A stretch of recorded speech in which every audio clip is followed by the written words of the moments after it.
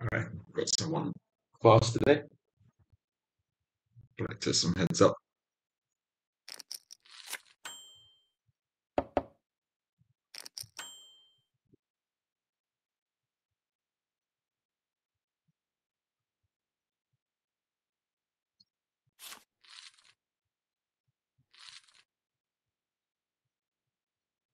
Not completely sure about that, but I think it's fine after the flop is popped.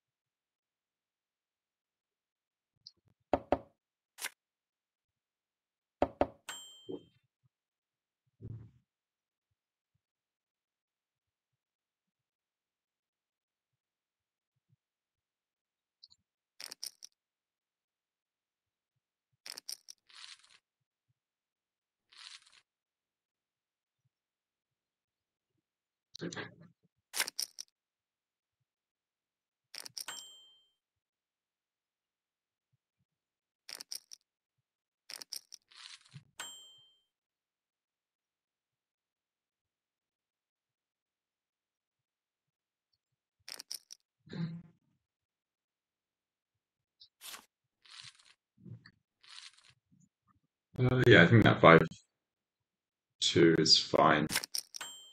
Kind of interesting. I think I can better check flop. And then same on turn, like either is fine.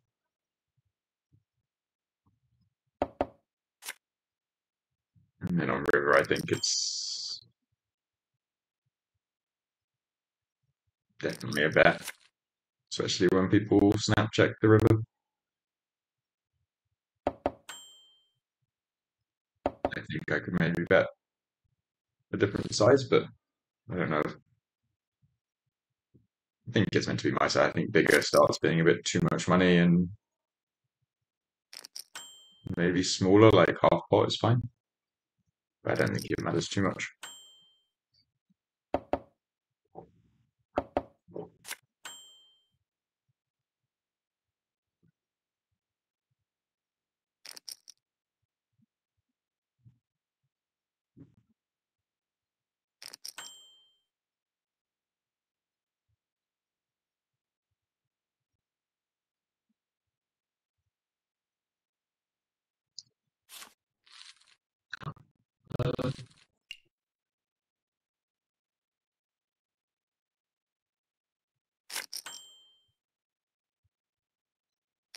Yeah, I think it seems.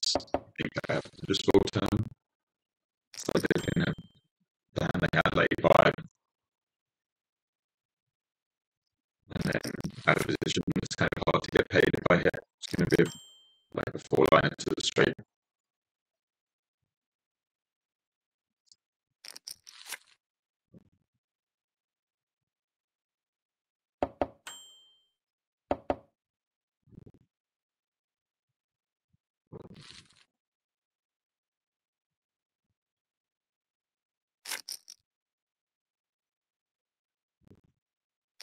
Yeah, I think the king 8 is fine. I think I just have to full turn. I think I need like more equity to continue than that. And then that ace 4, I don't know, on the 10-4-3, it's like easy flop call.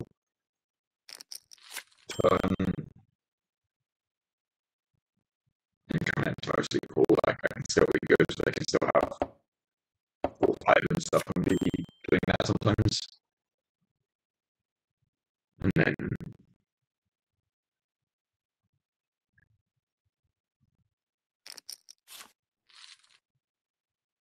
you know, it's not ideal. Like I don't have much equity and just play our ahead. But in case score seems slightly too strong to fold the turn. I wouldn't mind folding either. It seems very close.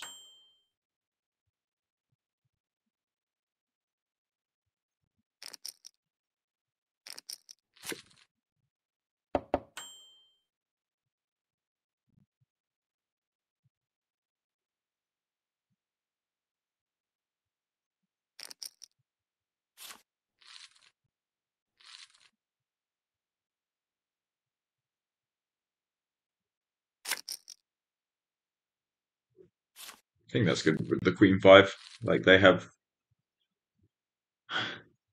I bet half pot on the flop, but you know, I limp the button and it's heads up, so I'm still gonna have a bunch of like Queen Jack, Ace Jack, Jack 10, even just like something like Jack 8. I can bet half pot on the flop, so it's not like the Jack is necessarily only good for them, and they have a lot of like Queen 4 backdoor or just Queen 4 off, 10-4 backdoor. I have the Queen of Hearts, which is nice. Um,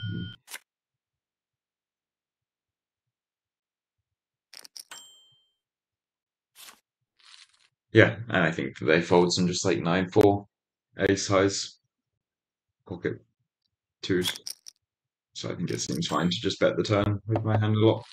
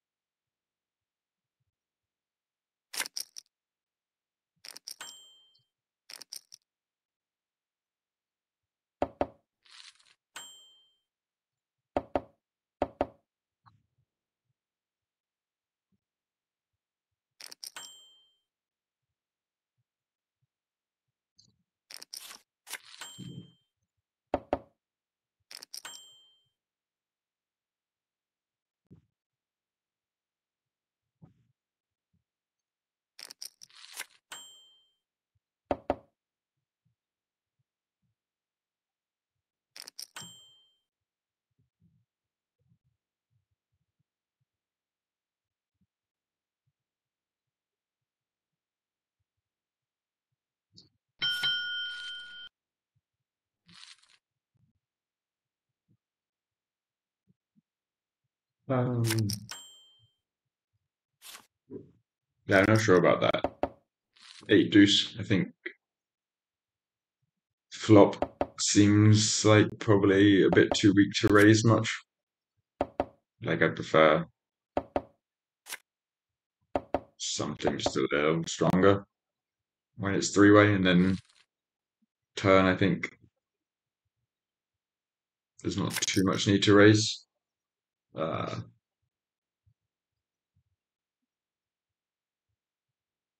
and then river seems I think if I want to bluff river, I'd rather have like a 6 or a 4 blocking the flop sets.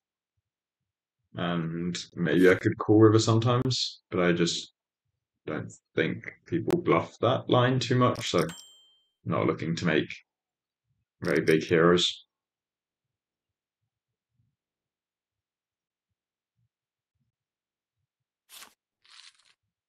I think this is fine with d7. Like, checking is fine, raising is fine.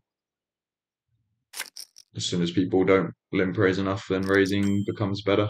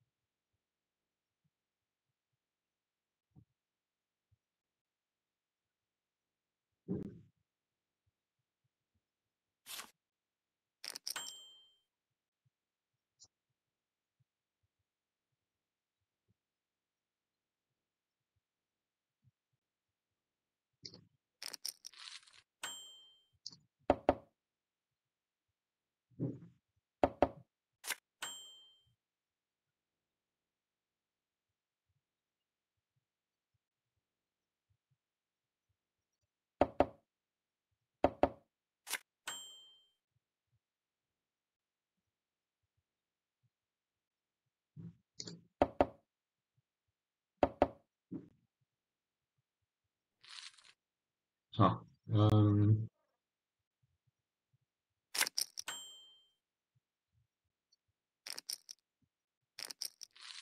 Yeah, I'm not sure there with the nines. I thought that pre-flop they would have some bluffs and then stronger hands a lot. I think I would expect sevens mostly to call pre-flop.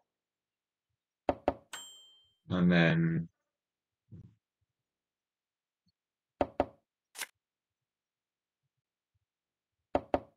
I'm not sure. I think like once they check back the flop, they can have jacks, queens, and maybe I can start bluffing turn with my hand because like I could have queen jack suited that played that way. But I think if I want them to fold the turn, I'm kind of hoping that they have queens and jacks, so queen jack suited isn't that fun to bluff with. And maybe I just bluff like my hand, like pocket nines.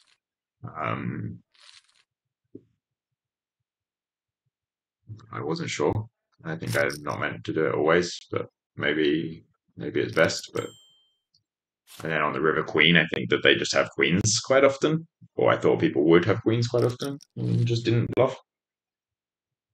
But I think I can bluff my hand on the river sometimes as well, but mainly not. I think I can still have like pocket sixes when they small forward. So I would bluff something like pocket sixes and sevens on the flop on the turn and river. Uh, got kind of lucky, I guess, that they had sevens. It's hard for me to be too ahead too often there on the river.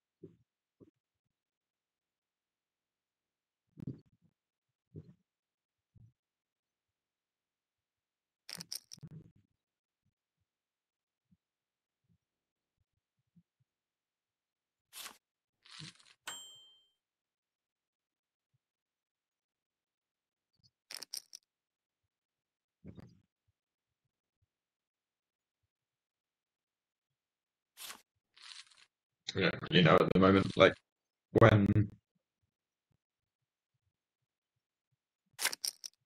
people are limping the button a lot, I don't know whether they're also raising. So like in that ace jack hand, I don't know if I'm playing against someone who's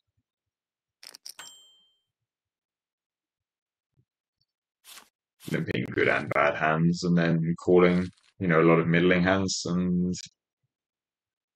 whether they're just like limping the uh, the bad parts, and uh, and then calling, some of those, and maybe they don't have maybe stuff like queen ten suit, uh, maybe stuff like queen ten suited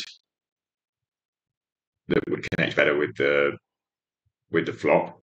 Maybe just raised pre-flop, but I don't know until we've played longer. I guess like whether they're raising and limping or just limping, which I think kind of changes how I would play the flop. But I think a lot of people are raising and limping, which makes me want to be aggressive on the flop because they'll have a lot more like fours and 6-3 suited or 6-4 suited or something.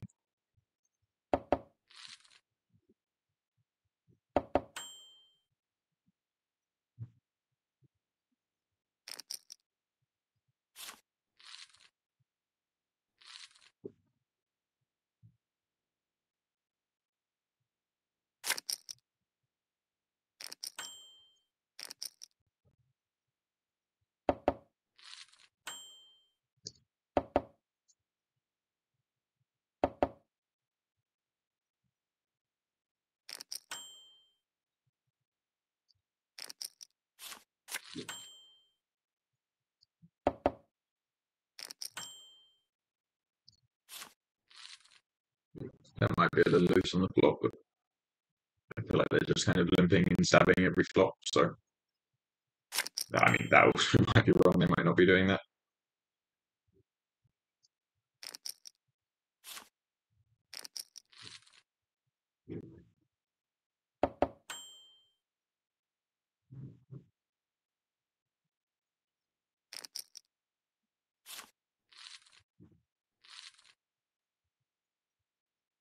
All right, like just some heads up. I do. I am enjoying this heads up format with the big ante. It's like quite a fun thing to try and figure out. I mean, three-handed is very fun as well. The five-handed gets a little more crazy with so much money in the middle.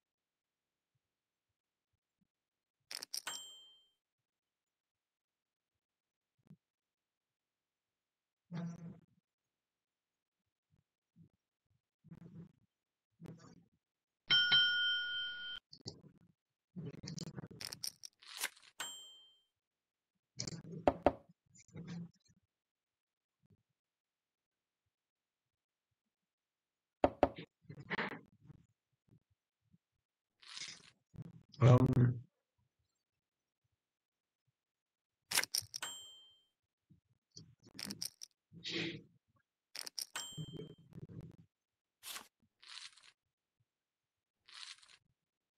yeah, I think that king.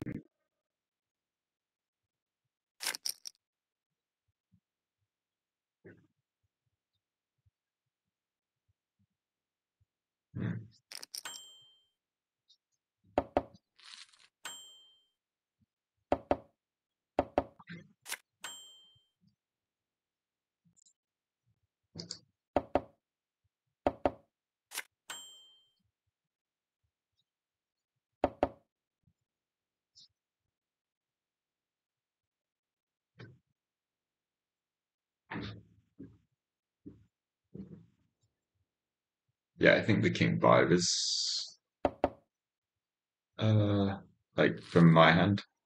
I think I can raise bigger, sorry, smaller pre-flop, but my size is fine as well, like with the big antes. And then I'm not sure. I think that like their hand is quite close pre-flop when I go the bigger size. Then on the flop, I think I meant to check a lot, maybe my entire range, because they have a lot of the like 5-7, 6-5 stuff that limp calls. And I have a lot more just like ace jack off, ace queen off that they wouldn't have. So I think I have to check a lot on the flop. And then I think what's meant to happen is that they would bet a lot for a small amount, for a small size, rather than they just went straight to the overbet. I think they want to bet a lot of hands because they have stuff just like 4 or 5 suited that kind of want some value, some protection, and they just want to put a bit of money in, but not stacks in. And then they get cheap bluffs as well. Um, so I think that's roughly how the flop plays. And when they overbet, I think I just call my hand. Like it's very easy for them to bluff. And I actually don't think that um, I don't think that, I mean, they can have like ace eight, I think, on some hands like ace eight that make, like maybe queen eight that wants to put a lot of money in with top pair, but isn't super strong. But I don't think they'll have hands like pocket fours because I think people don't usually just start overbetting sets first check because they don't want me to fold ace king. Um, so I think I have an easy call on the flop. And then on the turn, on the jack, I'm not quite sure, but I think I have a relatively.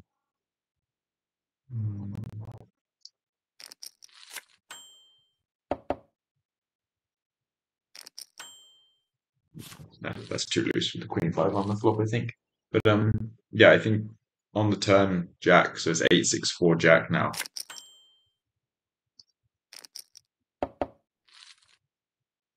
I think that like I still have decent equity. I can still hit, and if I'm behind, I pretty much most of the time have outs, and then like, when they only leave 900 chips back, and the pot will be 4K. I think a lot of people give up river a lot because even though they're getting a good price on the bluff, it just looks like I'm not going to fold when I'm going to be getting 6-1 on the call or 5-1. So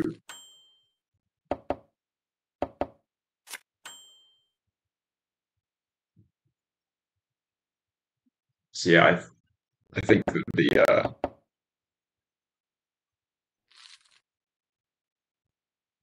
I think actually it's pretty good because I get to call the turn, and when I'm behind, I think that they give up a lot. And even on the eight of hearts river, which I think is quite good for them because they should have some hearts that bluff the turn, and they can still have something maybe like ace eight that bet the turn. They didn't bluff king five with the king of hearts, so I think that happens quite a lot. Where when they are bluffing, they don't bluff me on the river.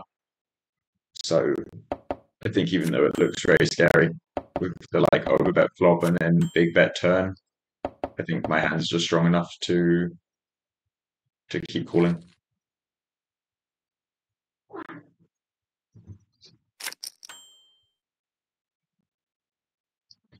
Cat making funny sounds. She's okay.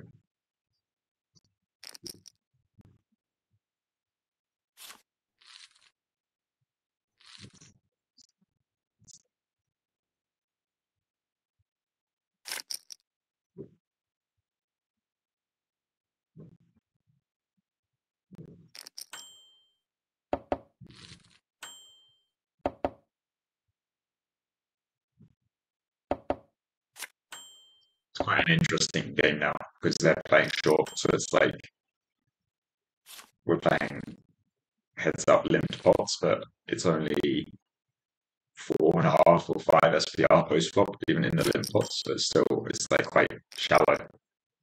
Um,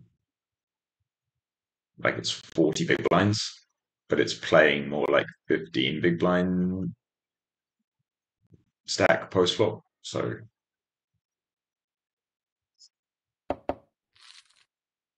interesting how like pre-flop and flops work.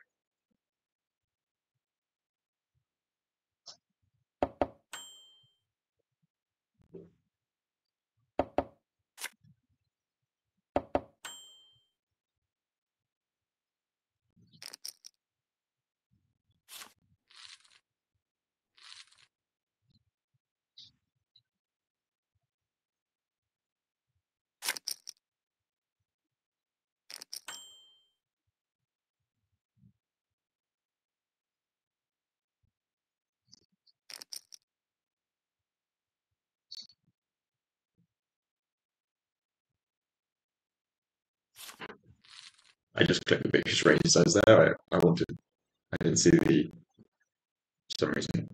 Yeah, I mean, I think the 300 is fine. Sometimes they're cool. Oh, yeah, I don't know why. I just missed the all-in button, but I think the ace eight there, like, I think it's even close to a shove if you're playing single ante heads up, like where we'd be playing 10-20 with 20 in the middle. Like 20 total in the middle, not each. Ace eight off versus limp is like almost a shove anyway of 40 big blinds. And then when there's 5 big blinds in the middle, I think it feels a little unnatural to shove those hands because when you get called a lot of the time, like you can get called by King Jack suited maybe, but you know, a lot of the time you're going to be behind when you get called there. Um, but there's just so much money in the pot. Like I'm shoving 700 or 800, and there's already 140 in the pot, and they're going to limp, you know, probably 100% of hands. So you just win the pot so often. And even if they call and have jacks and we're trapping, like I still have 30%. It's fine. So I think it looks a little aggressive sometimes to shove. But with the big ante, we're effectively playing like way shorter, like I expect. Instead of even when we're 40 bigs here, it probably plays more like 25 bigs after the limp.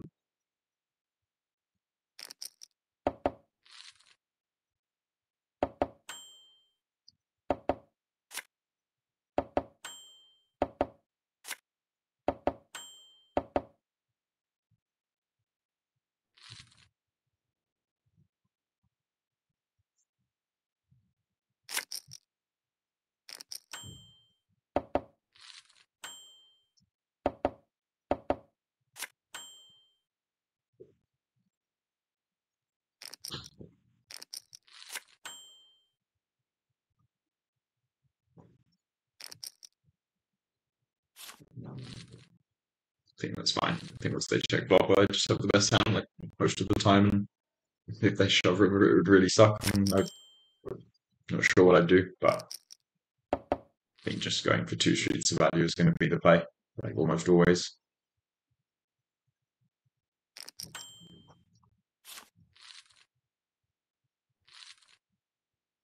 I think it's sometimes hard if you're used to playing ring games, like 6 max, 9 max, to switch quickly to heads up and remember how wide ranges are in all these spots where like they can just have 9-5 off on queen 9-4, where you're used to playing more like if you're playing big blind and they are hijack, they just have like ace nine off only, and then maybe nine eight suited and pocket sevens. But in these heads up spots, they can just have every offsuit nine, every offsuit four, and every offsuit 10 there. So like having top pair is just worth so much heads up.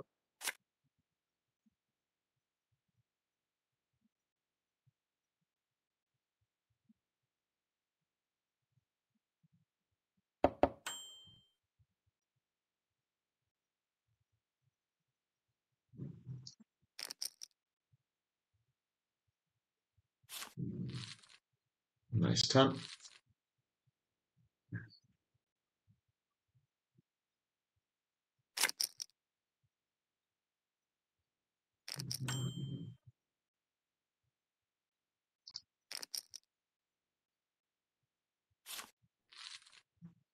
Um, yeah, I think the again that like king nine suited is just good enough. I mean, it's good enough if we're playing 20 bigs with one big blind ante. So it's good enough to like raise and just call it off. And then obviously once you get shoved on, you're not the happiest you could be. But I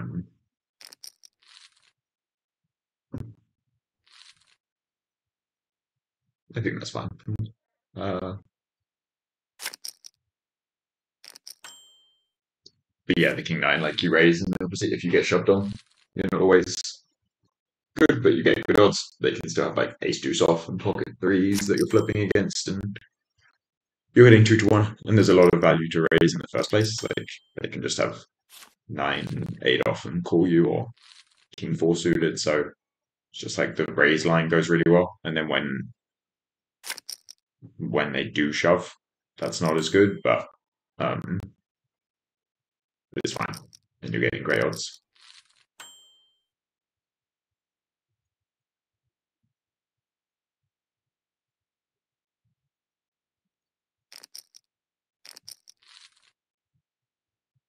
Okay.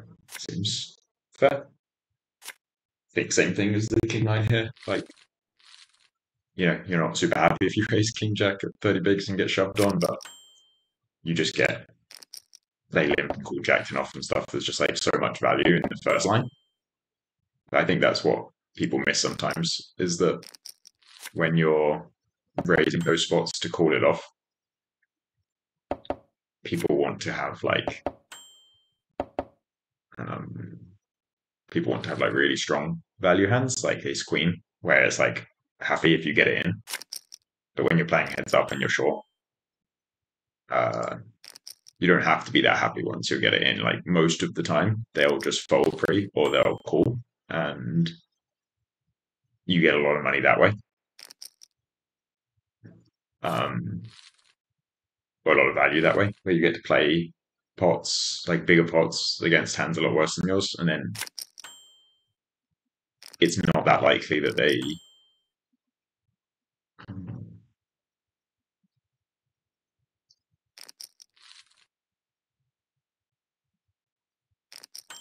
Yeah, this was probably loose pre-flop, but I think that might have been too loose, but it was tempting. I needed 40%, and I get to choose the flops I go with, so it might have been too loose. Uh, that was lucky still. Um,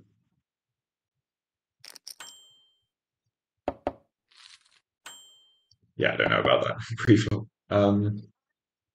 But yeah, saying that people want really good hands, that like they want to be when they get all in, actually happy about being all in. Whereas I think you don't need to be like the most often they'll fold or they'll call, and that is really profitable for you. And then if it's like 10 or 20% of the time that they go all in, it's not that bad. It's not great for you, but it's also not that bad for you. You get really good odds and you have a fine hand. So you kind of have to accept that that will happen sometimes, and it's not the best, but the majority of the time, the other two options more likely, and they go well for you. So I think you just have to kind of be a bit more happy to get in these marginal hands heads up.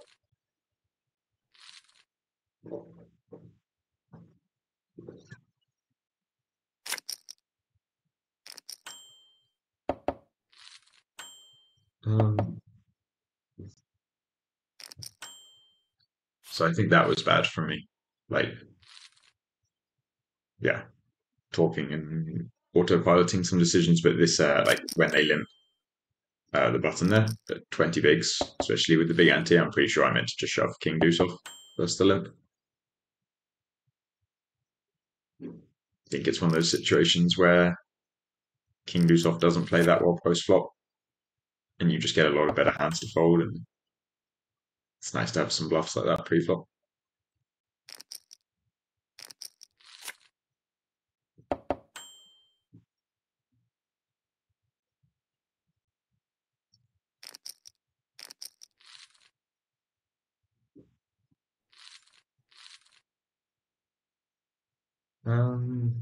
Yeah, I'm not sure about that.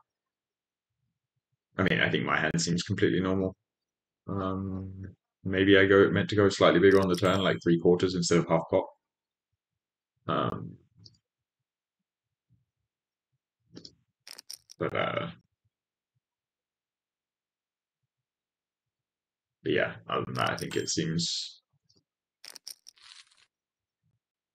normal, and their call seems fine. Like sometimes call on the river. I don't think I would snap call if I were them, but they're meant to sometimes call and sometimes fold. Probably seems fine either way.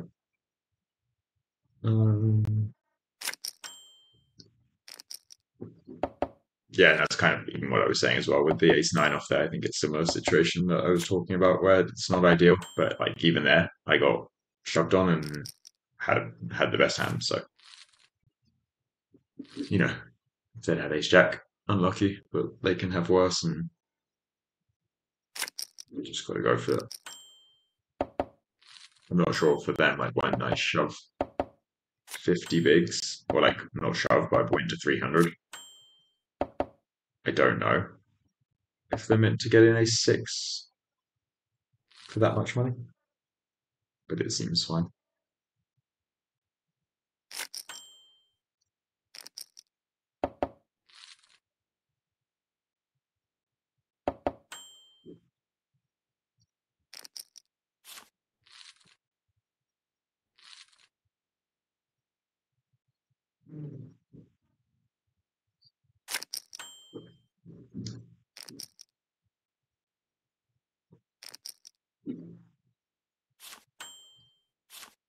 I'm not sure here. I think I'm meant to be playing like limps and raises when the antes are this big.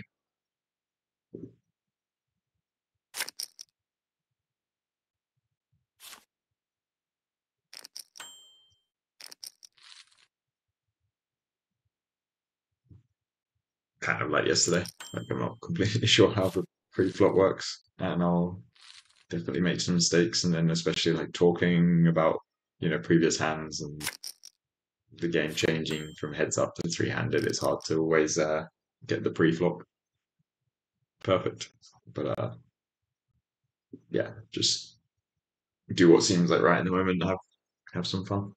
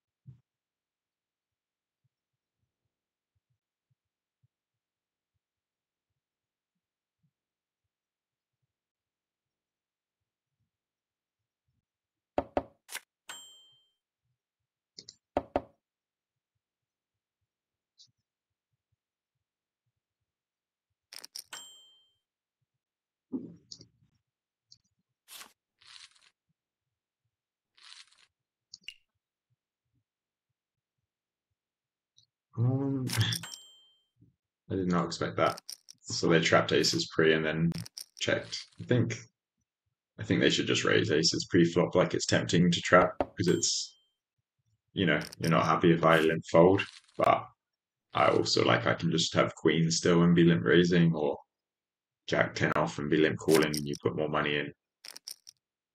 I think you've just got to risk that I might fold sometimes or will fold sometimes, but you still want to put more money in when you have aces pre-flop. And then I think after that as well, I would probably bet another street. Like,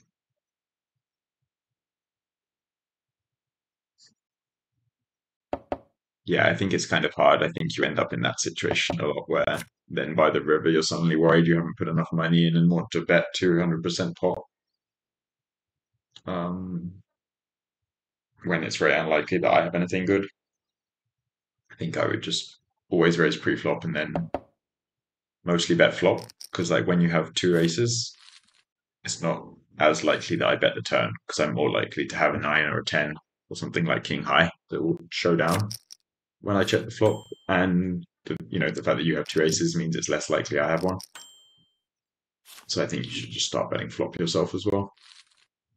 And then same on turn. I think like you just like you get to trap sometimes, obviously. But I think when you have something that strong and no money's going in, it's good to just in a lot of spots on average, I think it's good to just let your opponent like give them the chance to put money in, just like bet in position so that if they have a hand that's planning on check raising, they can.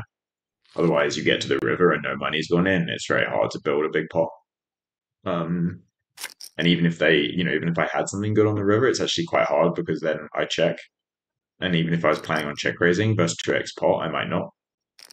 So it's just hard to like win a huge pot, I think, if you're just playing that trappy the whole way. But I can understand the temptation.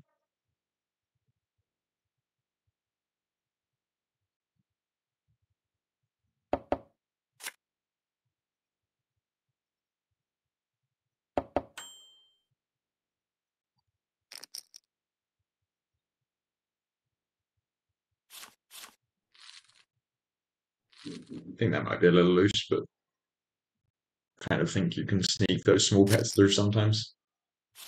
Worth a try.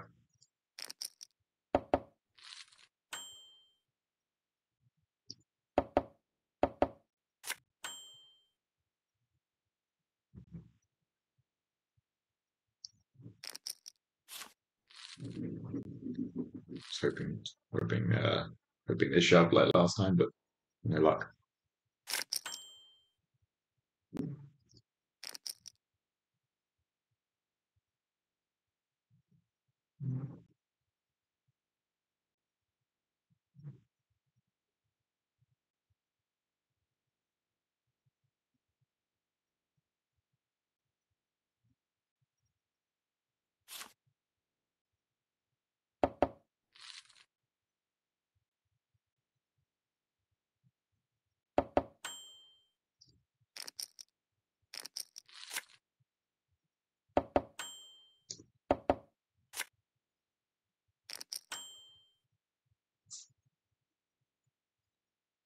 So they have Queen X, they went to bluff, they have 9, 7, 8. Oh, what are you? Right.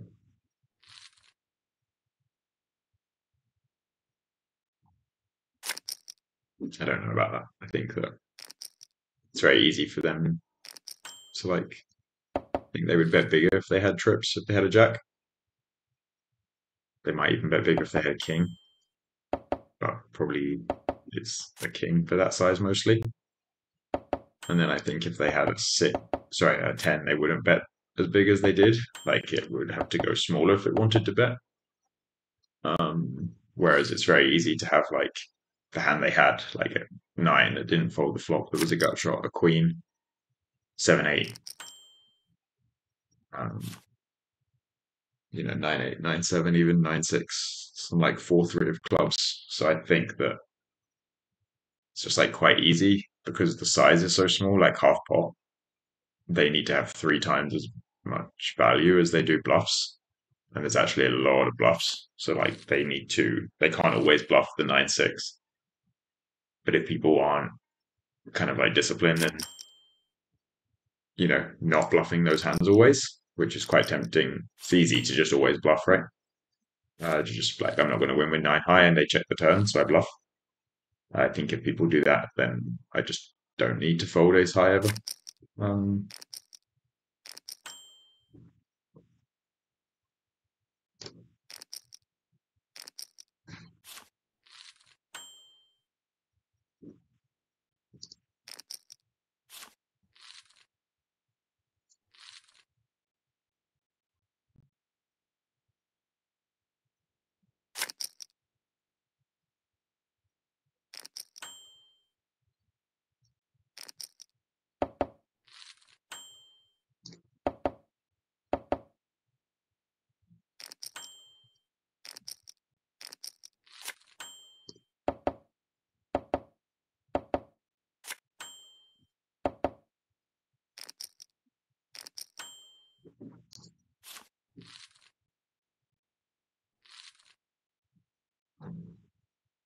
I think I can bluff that hand sometimes. Like with the eight of clubs, I think it's a reasonable hand to bluff sometimes on the river. Like check shove. But I think that this person bet the river so quickly they had a 10 a lot. And like with the queen 10 earlier where they snap call me in a spot that I think is actually, they're not always good, or it's not like they had a value hand. I just didn't really want to try and bluff this person at this time. I felt like they weren't going to fold to me.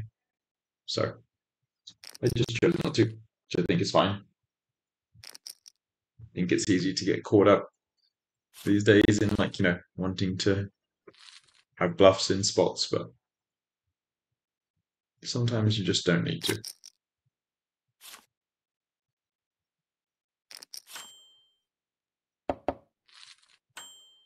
Right? You do have to be careful because sometimes maybe the reasoning you have for not bluffing is just like being scared or not wanting to lose the pot or look silly. And and then you don't bluff in a situation where maybe it would have gone really well for you to bluff like this. Like, 5-3, I think if they bluff there, like maybe it looks like when maybe it's easy to think, oh, they're just checking it down. They probably have ace high and I'm not repping much, but I have just stuff like nine high that would have folded, right? So, you don't want to get too carried away with not bluffing. But I think there's some situations once you play a lot and you get a feel for it where people aren't folding right now. Like in the current meta game of poker, people just aren't folding some spots and they go back and forth. Like there are some spots people aren't calling much, and if you can work them out, there's no like requirement for you to have bluffs in those situations. If you think people aren't gonna fold, just don't bluff. Don't waste the money. But yeah, you do have to be somewhat confident that you know which that you're good at identifying which situation is which, so you're not just not bluffing in a situation where maybe they would have folded a lot.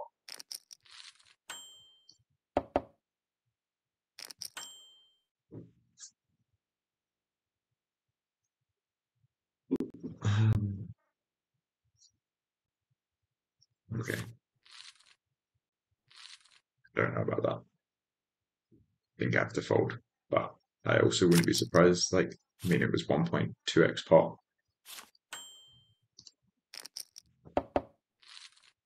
in a spot where, like, even if they have like ace queen, my five and my two alive as well. I don't know. Maybe I'm meant to call. If they have king 10, I can still hit five or two sometime, and then, but like, they can also have ace seven of clubs, and I'm dead.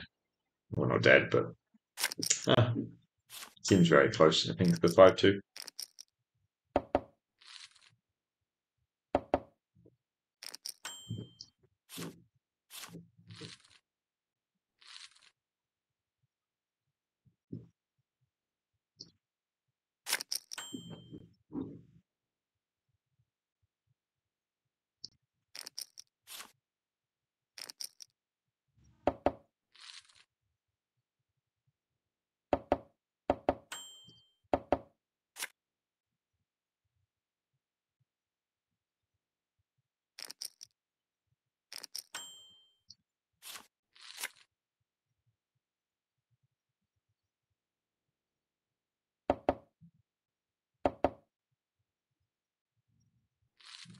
think that like pre-flop there, I really don't know. Again, with the ante, I think that it's close because if you're playing single big blind ante, even 9-5 suited is not losing that much to raise, and then there's nine more big blinds in the middle, and I'm not even raising. I'm just limping, so I think it has to be fine. Like it seems very loose, and it feels loose if you're used to playing smaller ante games or no ante games. It feels really wild to be limping. To be just limping the cutoff with 9 deuce suited, but I think it's going to be fine in these games, just because of the huge ante. But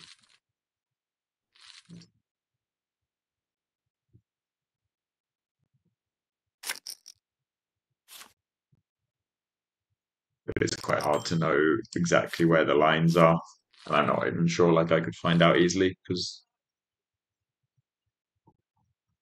it's very complicated.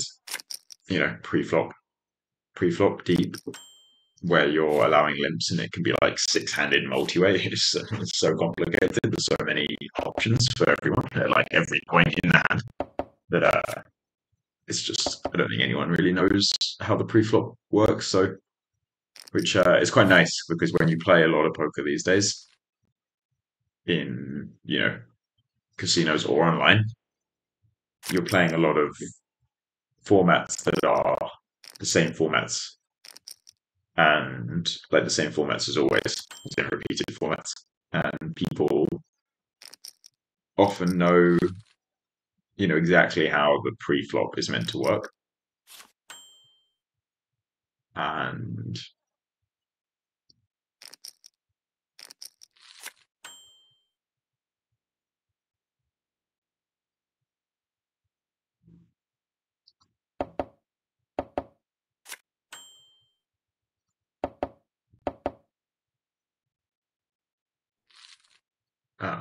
people just know exactly how the pre-flop is meant to work.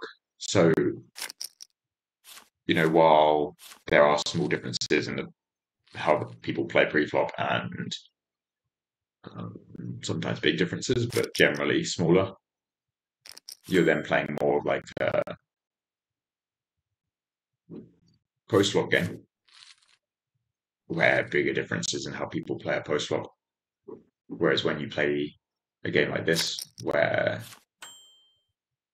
I would guess no one has really worked on, how the not no one's worked on it, but people aren't quite as sure how the pre-flop works because I think maybe people know the solutions for raising.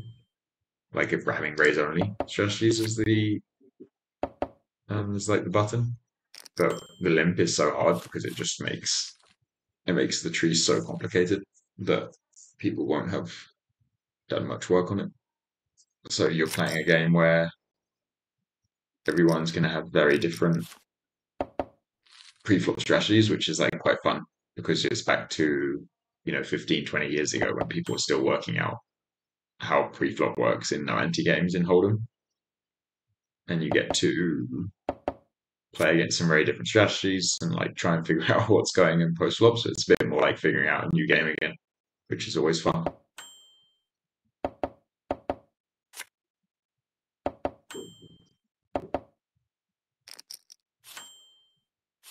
I think that Queen 10 was fine, by the way. Like, I think pre-flop is normal for me. I could raise, I could limp and call. Um, mm,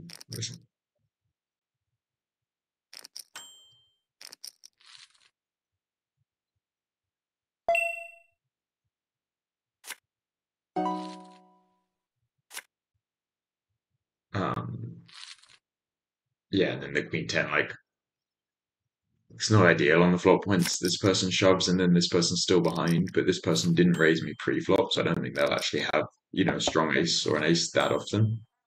Because I think like if they have ace three off, maybe they just fold to the raise, and if they had ace five suited or something, they would probably raise me pre-flop. So I think that they probably just have like a lot of hands like they had, or king five suited, or 7-6 suited, and then this person can still just kind of feel like they're committed when they've put they put half their, well, not half their stack in. They put like a quarter of their stack in, and they only have half pot. So I think maybe if they have something like tens on ace queen jack, and they felt just like, okay, I'm getting good odds. I might as well just shove and hope they fold, and if not, I have outs. So I think I could be ahead, or they could just have king jack or jack 10, you know. So I think I have to call. And then the player behind me called queen four, which I think is quite loose once it's gone all in and I call. Like maybe I can have something like, king jack or jack 10. Like I would call king jack, I think. But then you're hoping I have king jack and the other person has something similar. So I think I would fold to queen four, but yeah, and then this person had ace nine off, which I think seems completely normal from them. Like the raise pre seems fine against, I'm limping king five off and the cutoff, so raising ace nine off seems good. And then shoving the flop seems like the only really, like you have half pot and you have top pair. What else are you going to do?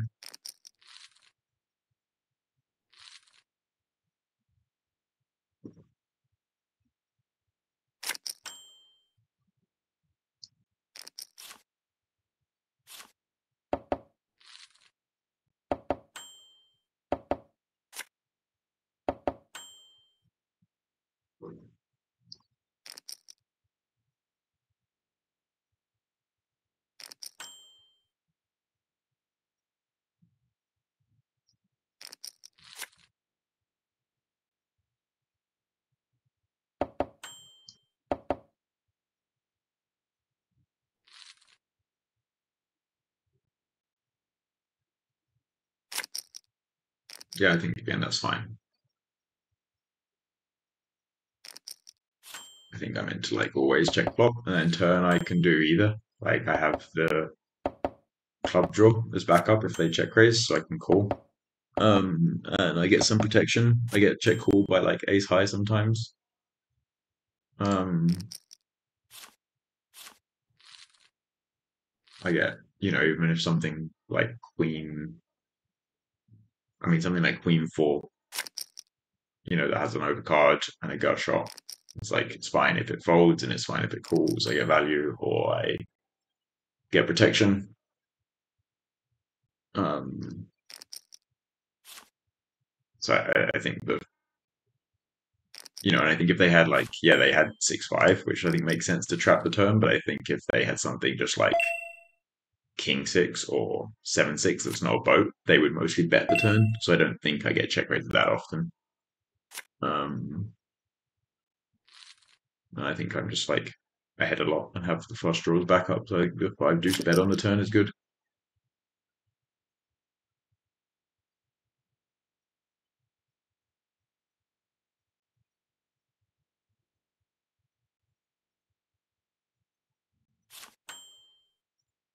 I think that king queen off is sorry, the king queen suited is standard there for me. Like this person's going to raise pretty wide in the anti game, and then they call wide, and I just have a lot of equity. So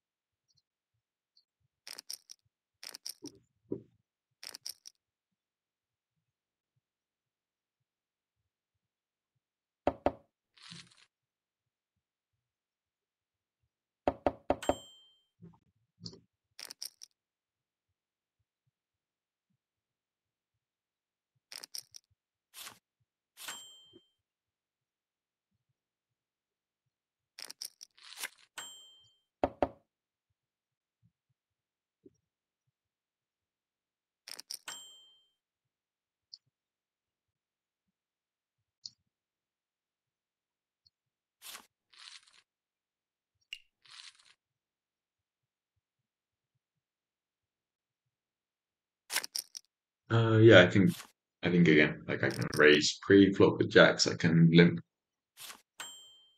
Um, flop, I think I can check or bet. It's kind of nice to just like bet, get some value, get some protection on the flop, and see where things go from there.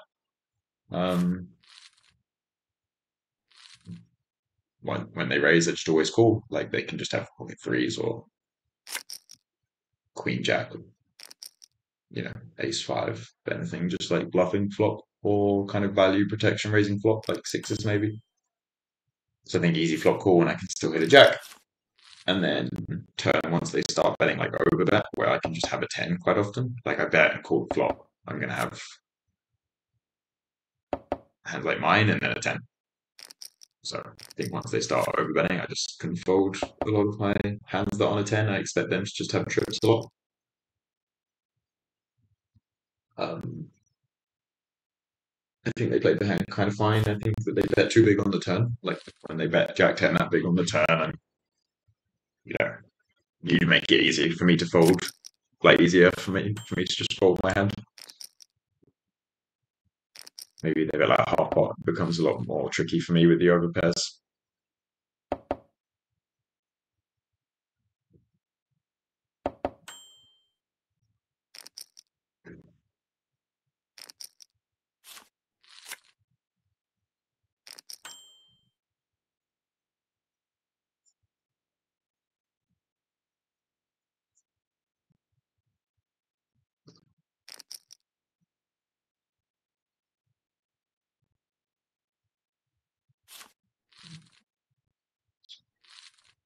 I don't know about that.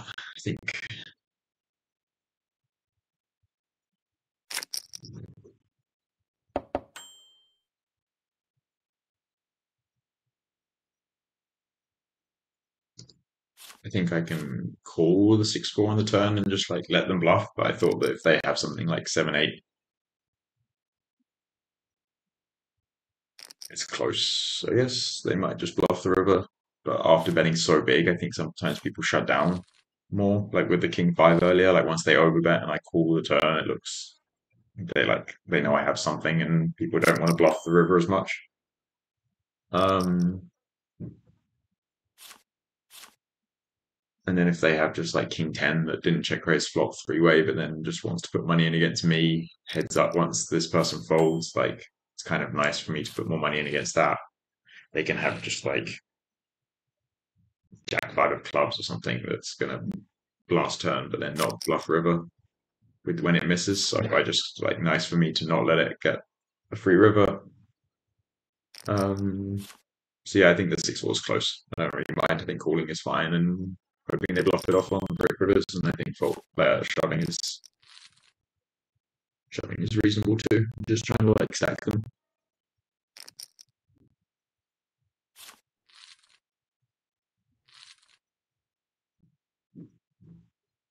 I don't like.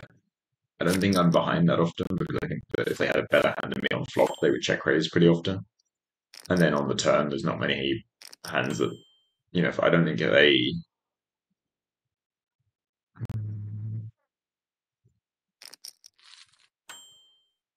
Like, I don't think they're going to turn a straight and suddenly just lead for overbet. Um,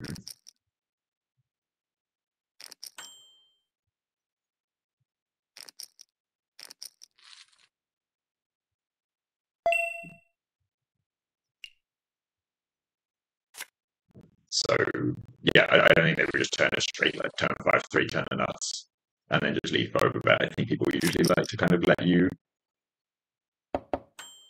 um, check and let you bluff. So they can have 10-4 that beats me, and they can have then deuce 4 that I beat, or 6-4 that we chop. So I think that I'm just mostly ahead on the turn, which means that there's more reason to go for value. I think if it was like a scarier board with more straights and I had the worst two pair, something like king 7-6-9, and I had 7-6, maybe I would just call the turn because you don't get as much value, and then you're only really raising for protection. And then I would let them, prefer to just let them carry on bluffing if they are. but I think when you can actually beat value hands as well, then you get like protection and value for the raise, and it becomes better to raise.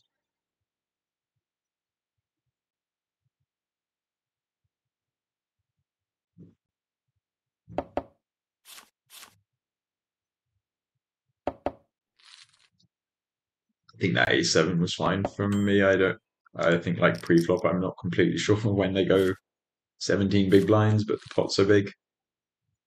But it seems like they've been putting a decent amount of money in, like they can be bluffing. I think I just call. A7's pretty strong. They can have ace5 or something. And then flop check check, they usually just have something. Like people see that I think bluff those ace king boards a lot. So I think when they check, they just have like a king or queens. So I just bet small on the turn, something that I thought they wouldn't fold those, and yeah, easy call when they shove two pair.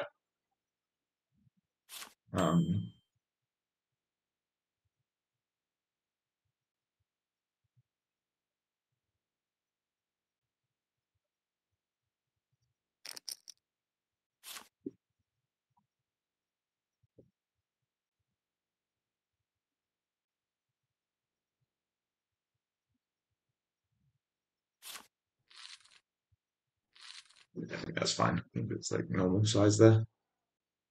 Maybe slightly bigger is fine too, but I don't think it's a big deal.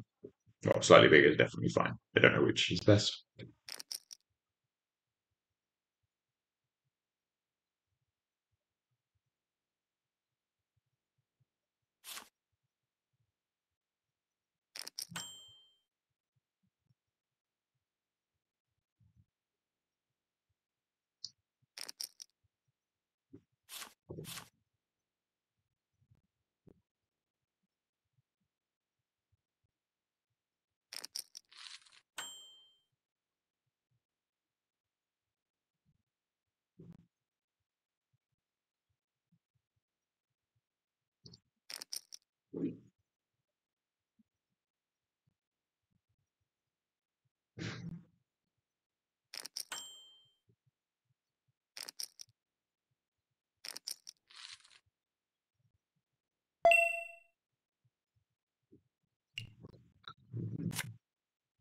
Yeah, I think here, like again, in my pre-flop sizing is kind of normal. And then flop, I was kind of unsure. Like I think checking is fun sometimes. I don't need that much protection. They usually only have one overcard, like they had. They don't have ace king ever, right? And with the 9-4-4, it's like I kind of had the board locked down. And I think if I had aces, I would definitely check and let them bluff. I think queens is like if I had kings as well, where they are drawing dead with something like king 10, I would check as well. I think queen starts being close, like it's you know not quite as good to let them have a free card when they have like king 10 that has an open card and ace 5, and I don't know if like that SVR where it looks like I might not even fold ace king and I can be checking with aces. I think people might not always bluff, so I think betting 25% with like queens and tens and stuff is quite nice for me as well.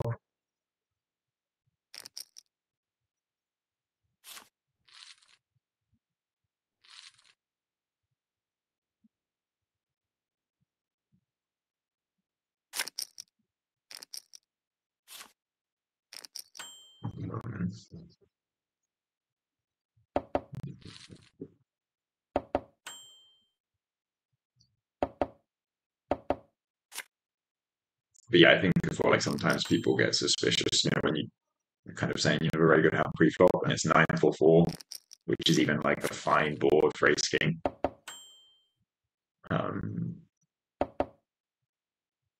And then suddenly check the flop. I think sometimes it looks a bit like you have aces and people don't always bluff, and maybe people bluff more. Like when I bet 25% there, they bluff the ace 5, and I think that maybe you get, for some people, you get like more bluffs when you bet than when you check.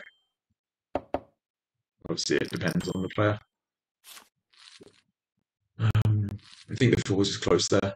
think they've been limping as well. So they've been raising, like last time they raised it was ace jack off, and then they've been limping and folding. So I think like they seem to be raising the good hands more, and I don't really need to get in fours. I can just like call and see if we get a good flop for my hand before I put more money in.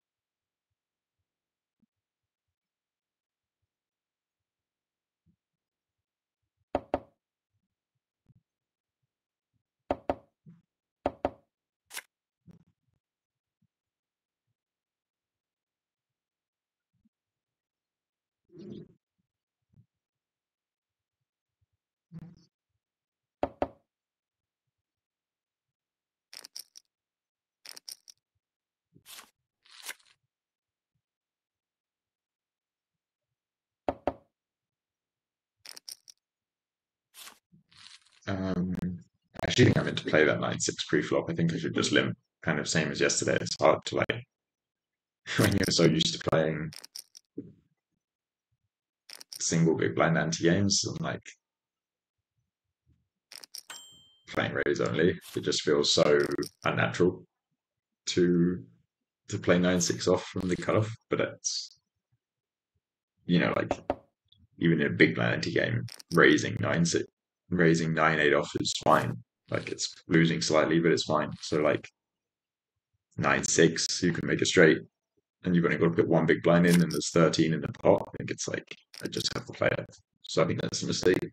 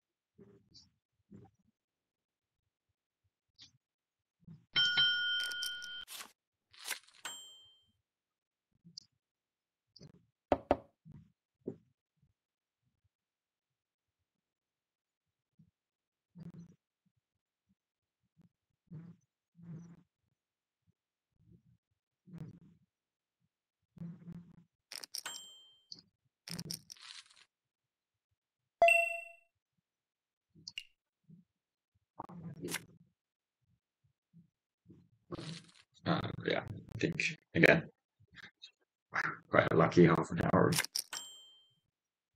aces, queens, and aces again.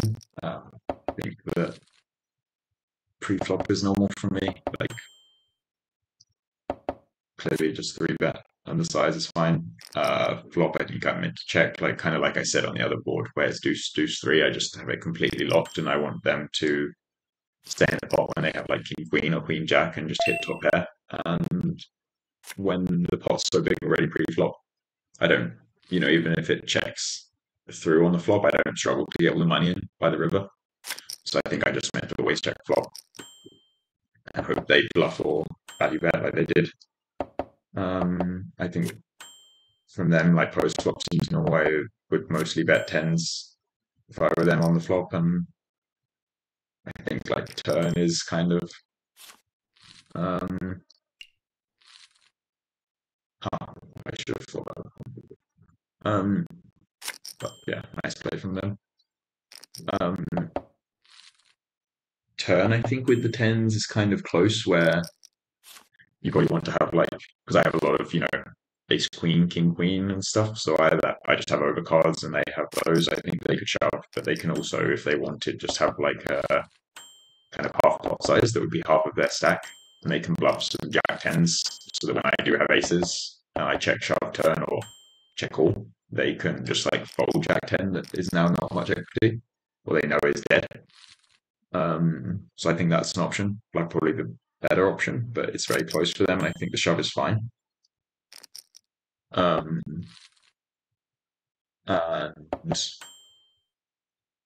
but I think the main thing I would do differently for them is I think like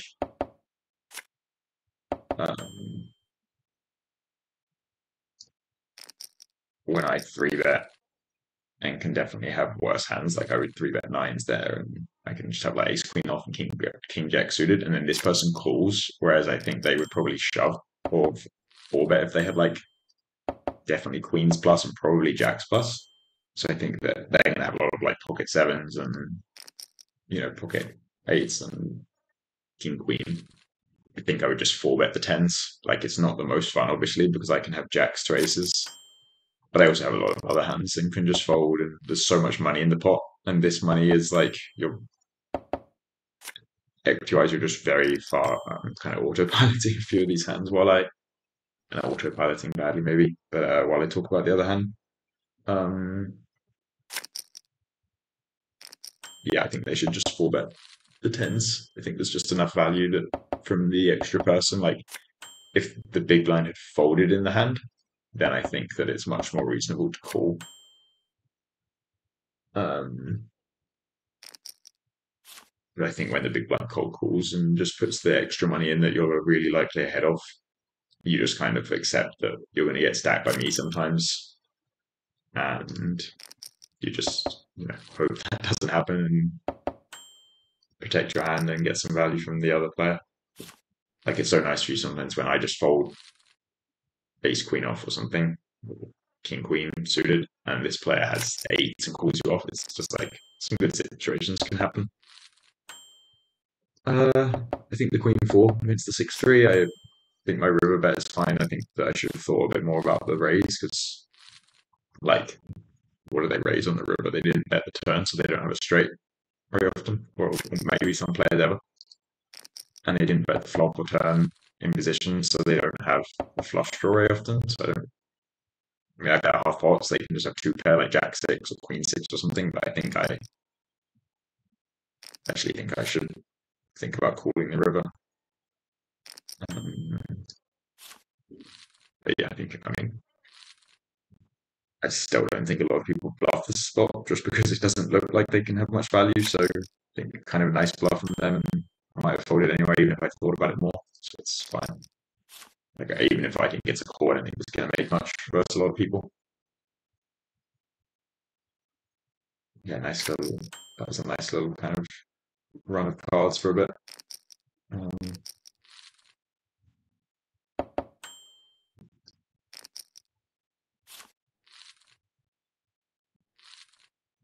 and it's continuing.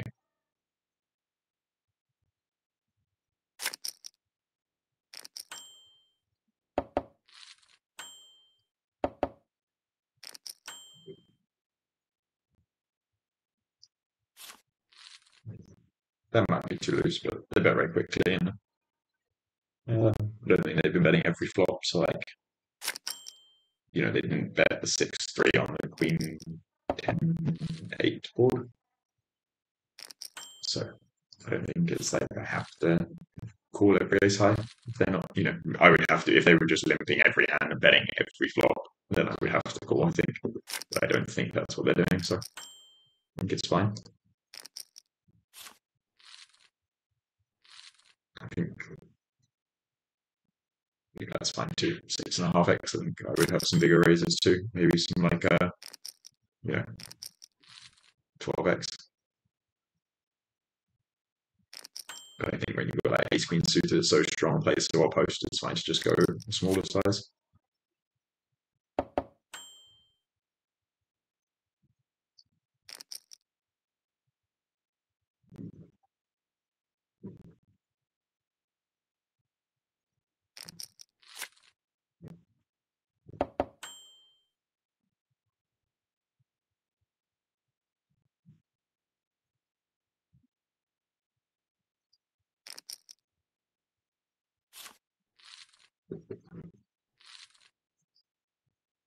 think it's fine. Seems. I don't think they're meant to leave the flop that much. Like it's heads up.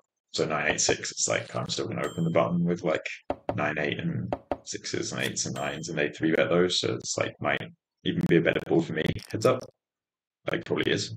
Or maybe kind of neutral, but I don't think they're meant to.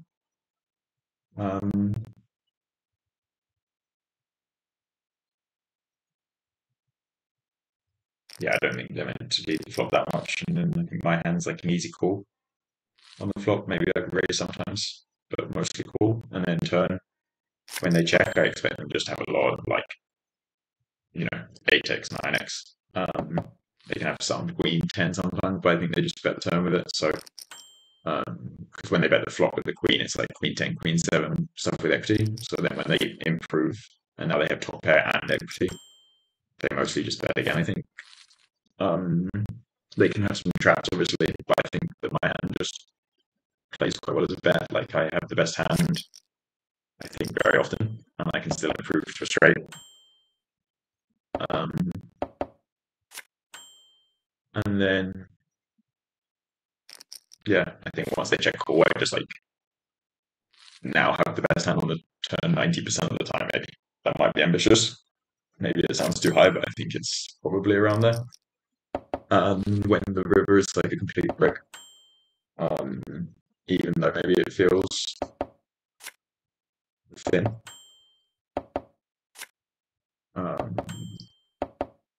I think I just have the best hand, and this person has kind of shown that they are willing to hero, so I should just keep betting for value. You know, sometimes I'll kind of value cut myself into something better, but often I will not, and they'll have 9-10 in call.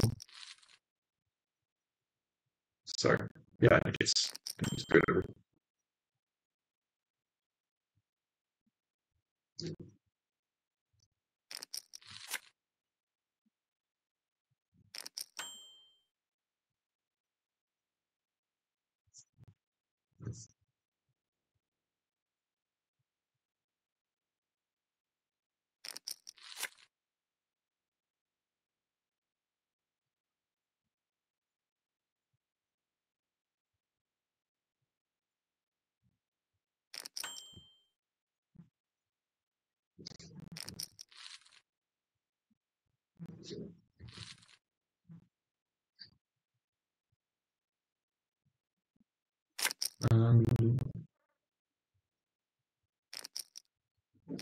I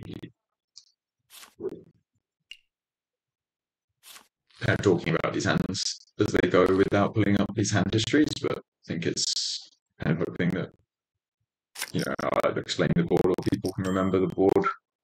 Just so I can, because we're playing so short-handed, I can't pull up the hand histories and talk about them and play. It's like so much going on, which is nice. It's like nice to play short-handed and have a lot of action, but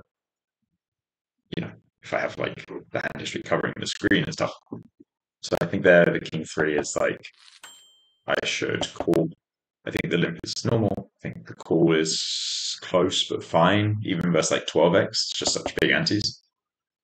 Then I think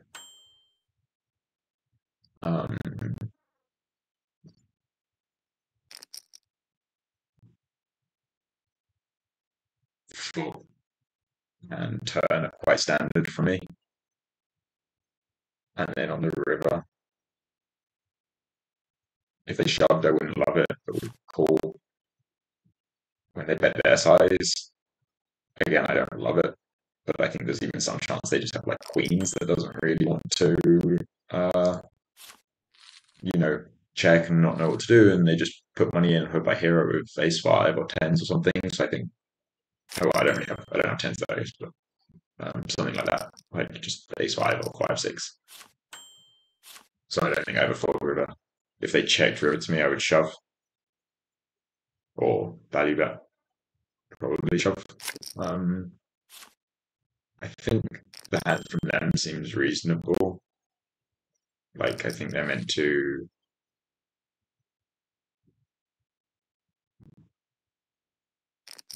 This is probably too loose to defend pre-flop 6 deuce, but it's kind of hard folding with the huge ante may be able to make a straight, but I think my hand is still too loose.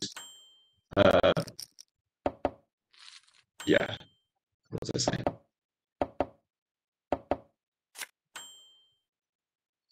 Yeah, the A7 from them. I think that they had the ace of spades and no two spades on the flop.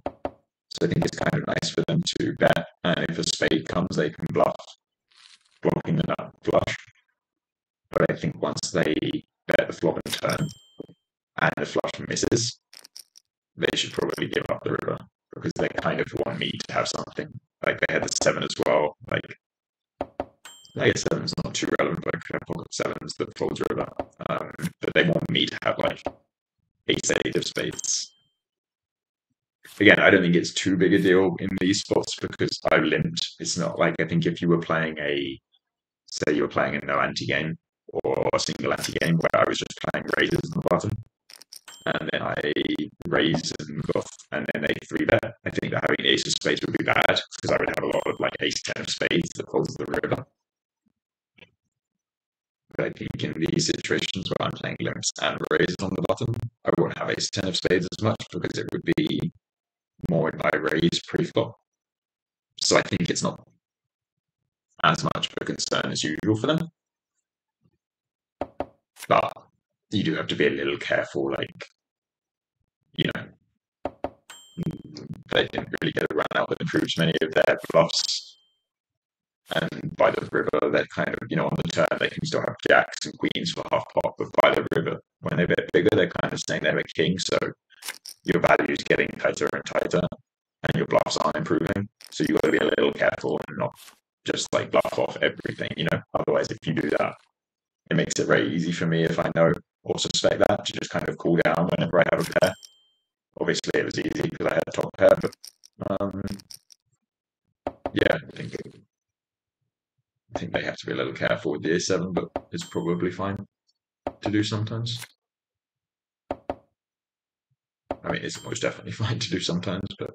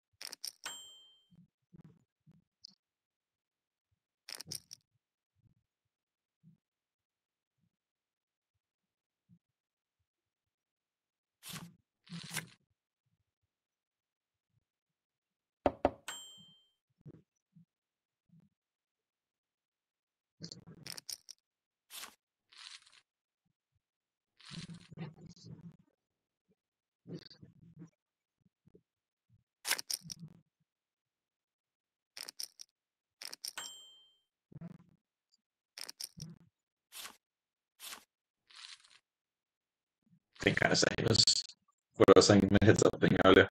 I think it's like doesn't look that fun. But I think when this person overlimps the small blind, when it's like they're getting 15 to 1, they're kind of just dead money often. They will have some traps, but not many. And this person is just slimming the button very wide and doesn't have that many chips. Like pot's 200 already, and they have 600. So like I think ace nine off is just the best hand a lot. When it's not, it doesn't matter that much. They just have like good odds to put money in. Like mostly they fold, and if they call, it's fine. If they shove, it's not ideal, but fine.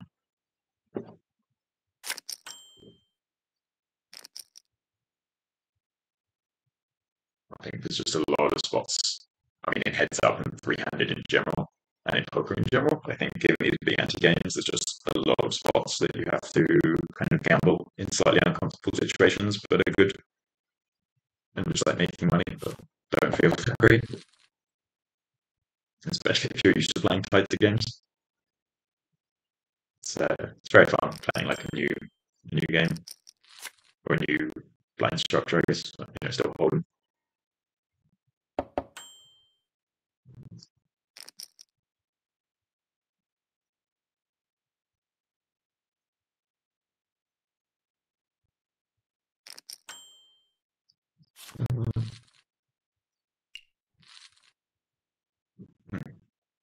Yeah, I think I would mostly just check the turn there with my hand. But this player has been like leading quite a lot. Like if someone had never led and then just led there, I would not bet turn. But I think this player has been leading quite a lot, so I just wasn't sure whether he was leading like 9-8 with a club or like Jack 6 when they just hit a pair. Um, so I think for someone who's been leading a decent amount, it's fine for me to just like bet the turn, get some protection, some value, and then like when they check raise, I just fold and yeah, I'll get bluffed sometimes maybe by like 10-8 with a club, but I think often I just like find out when they have a flush like they did.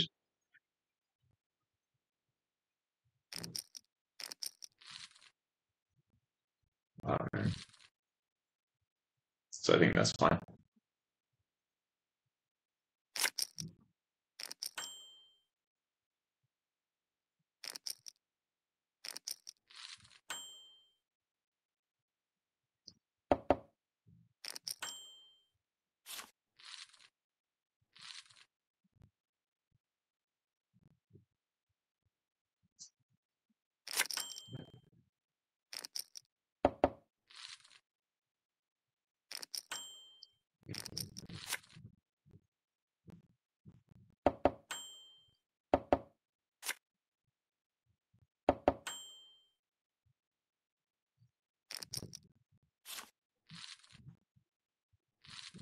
Yeah, so like they let it get there and snap folded river, like, kind of interesting. Not quite sure what to make of it yet.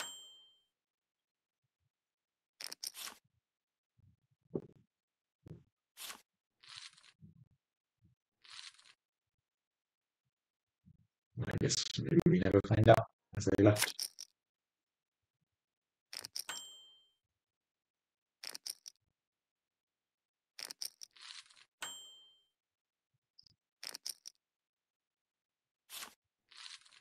I think that's fine. Pre-flop, like a little loose. I should mostly check, but doing it sometimes is fine.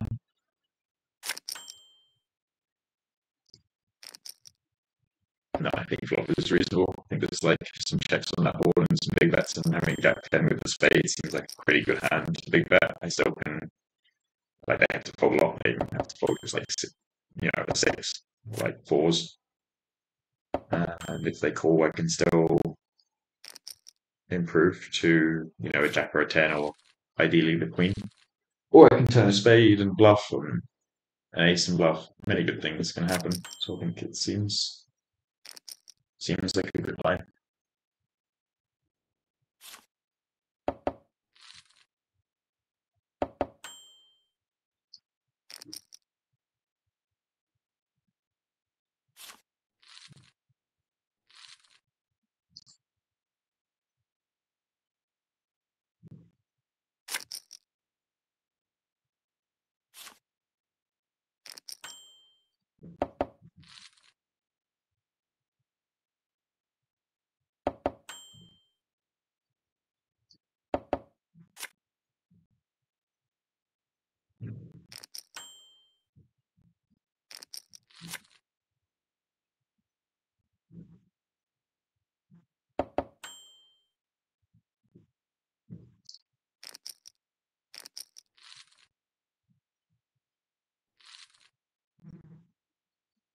Um, hmm.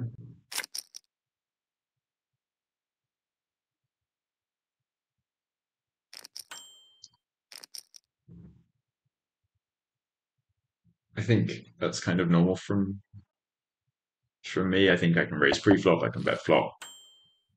and then turn river seem completely pretty much just always do what I did. I think the 5-2 I would think wants to bet river itself a lot, because I think that you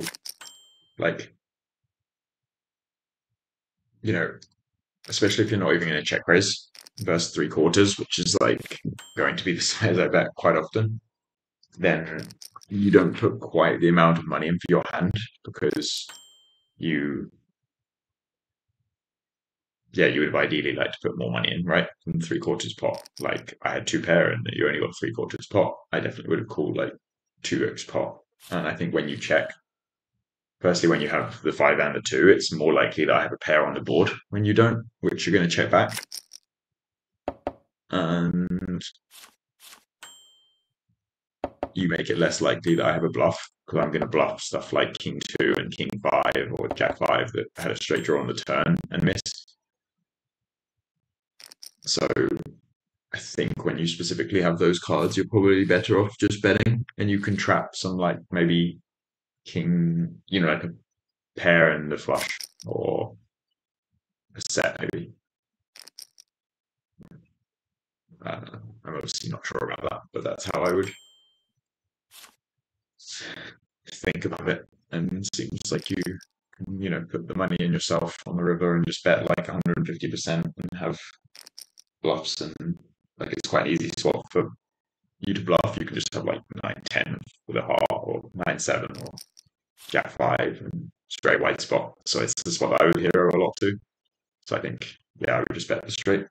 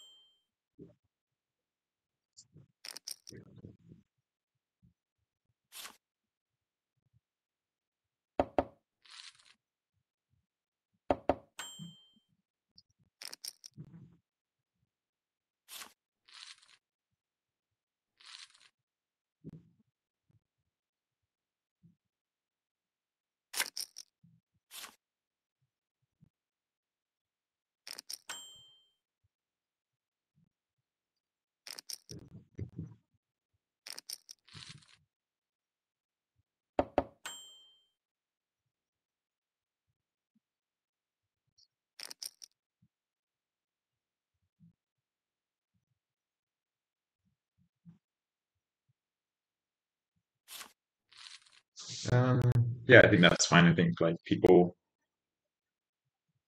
you can check my hand pre-flop, but I think people just aren't raising that much in these spots.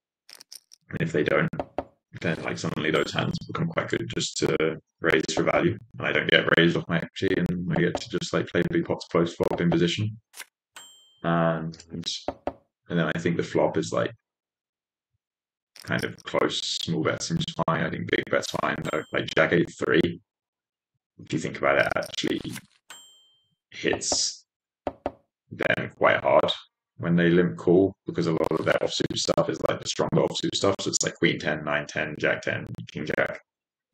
So I think they hit the board quite hard. And when they have king 4 of spades, they're going to fold anyway. And when they have 9-10, they're not folding, queen 10. So I think it's a good spot for me to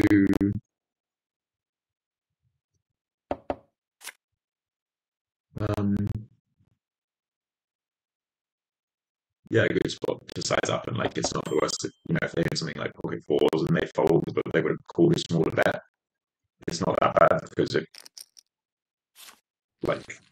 were probably only going to put more money in on the turn if they improve to a set, which then stacks me. So I think it's this way I get a lot of money in now when they have ace jack or king jack or jack 10, something that is strong but wouldn't always check raise me. I just force it to put a lot of money in against me now when I have a lot of equity, and easier to get the money in by the river. That even if a flush card comes off, I can still value bet my hand. Whereas if I bet smaller and the SPR is bigger on the river, it's a bit harder for me to confidently value our two pair. So I quite like the big size, even though it's tempting when you flop a very strong hand like that to bet small and keep them in. I think the big size works very well.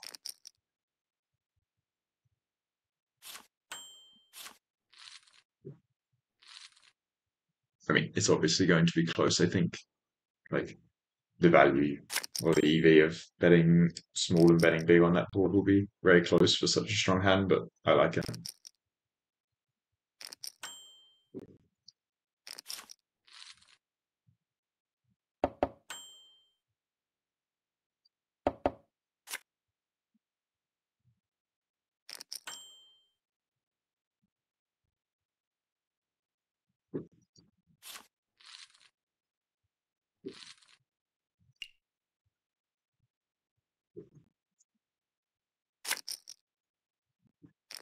I think I should call the turn there mostly with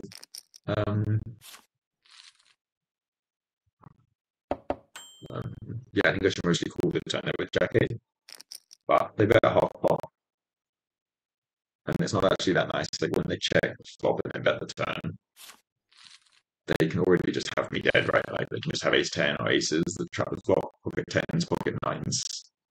Even if they have like queens, I'm dead. If they have king jack and I'm bluffing, I'm like, my queen isn't good. So, and then when I check the flop, it just looks like I have my ace 4 a lot. So I think when they then check the river, I might not even value bet that. So I'm not repping much to bluff river. So I don't get many good spots to bluff the river. And often when you're calling turn in position with draws in Hold'em, part of your value of calling the turn is that you get to bluff some good rivers. And I think that that's what I could bluff like an 8 river, obviously. Overall, it's not a great spot. And I think that when they go check, flop, and then bet half pot on the turn, they have a good hand lock. Because I think they would bluff flop if they had air often. And then on the turn, if they had something like jacks, they might just bet smaller. So I think they just have kind of like an ace or better very often. So I won't get many good bluff situations on the river. So I just don't think they have many hands that are going to want to fold the river versus bet. So then I'm just calling to hit my hand. And obviously that is better in terms of if they're not going to fold. I get more money when I hit, but I could also just already be drawing dead. So I think it looks and it is kind of tight on the turn to fold the jack 8, but it might be fine versus a lot of players.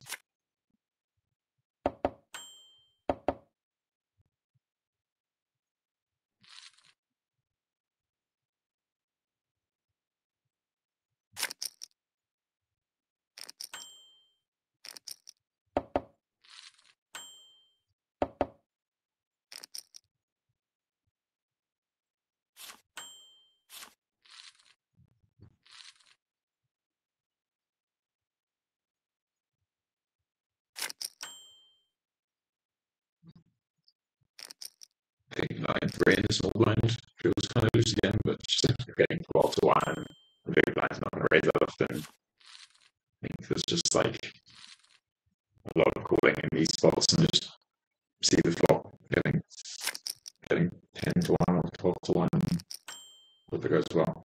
Well, not sorry, like 20 to 1 because I'm only putting 10 in. So I think it's like 9-3 off. See what happens. It's quite fun figuring out the pre-flop to a new format.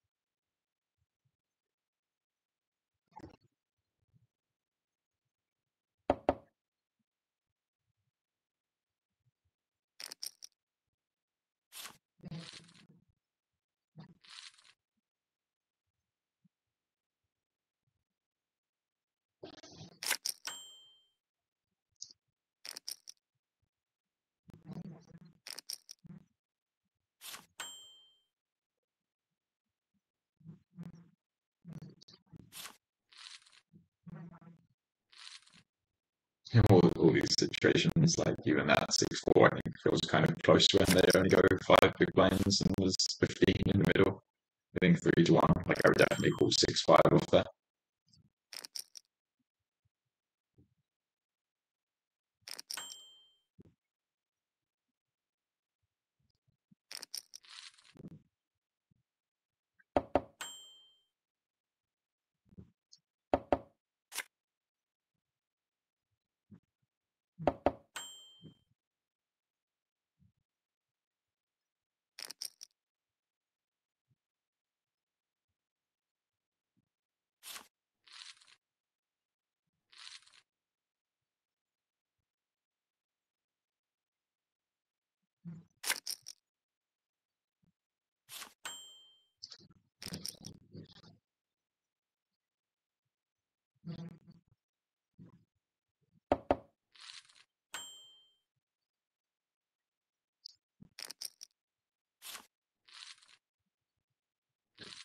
Yeah, those are both kind of normal hands. I think Queen Jack is fine.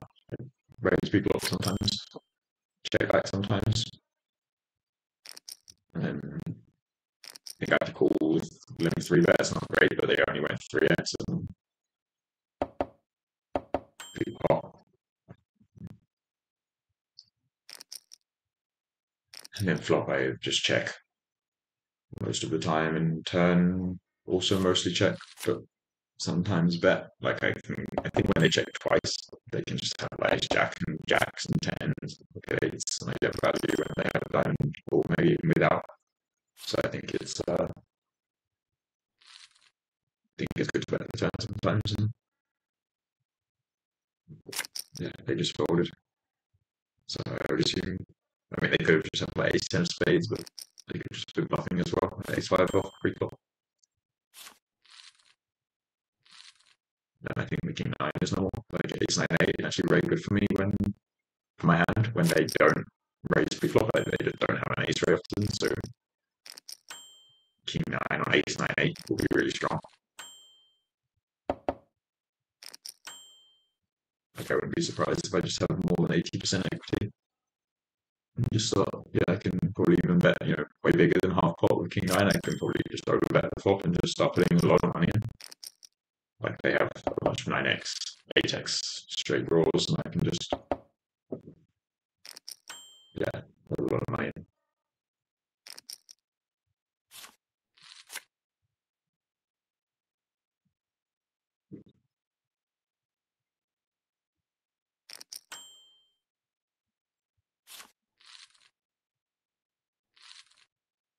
Yeah, and that's the full turn there. Once they stop betting that big, I can just be dead already. Suddenly, and like also they can just, their main bluffs are going to be like queen 6 that I'm losing to, and even if I hit, I chop it.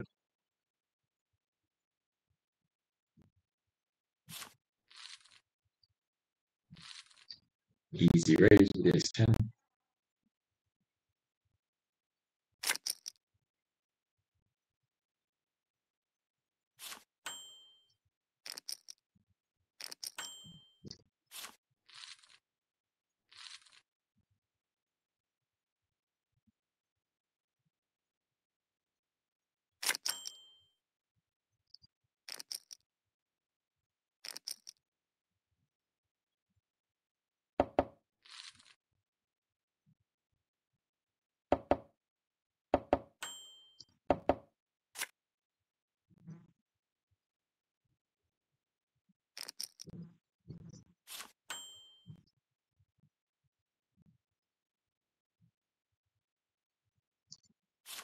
I don't know.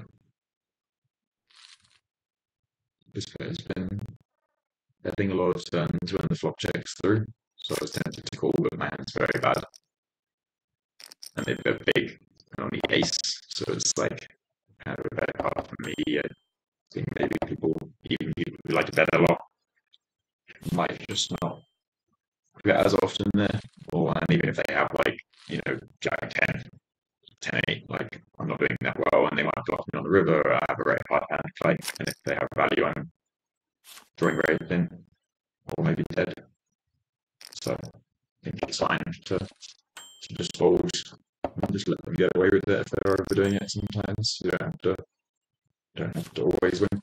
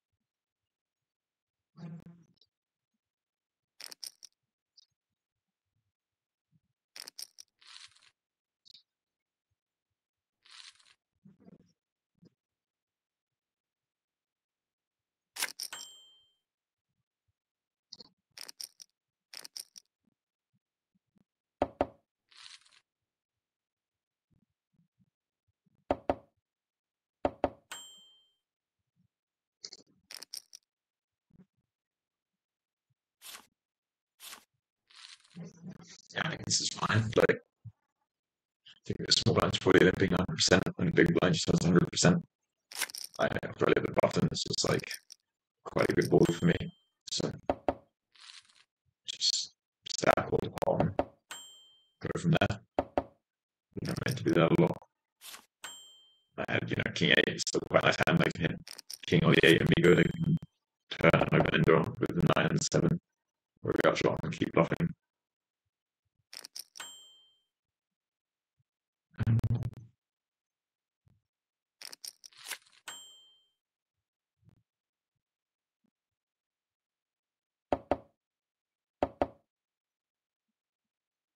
Yeah, I don't know about the half turn. Doesn't feel good, but they bet very small. Thought they've been putting money in quite loose on turns. So I thought maybe they can just have like 6-7 that's kind of block betting turn to showdown river. And if they're doing that and I fold, it's like very bad. So even though it's not very nice to call turn again, I think when they bet that small, you're getting those odds, and I can still hit maybe the 6 or the queen and be good. It's or they can still be blocking. Maybe earlier they had the hand they blocked on the turn with Jack Deuce and then shut down. Like they could just have Queen 4 or something, give up river. So I think it's fine. I think sometimes when people are putting a lot of money in, you have a lot of spots like that that feel loose to be calling turn, but you just got to be kind of stubborn. People are bluffing a lot with not much equity.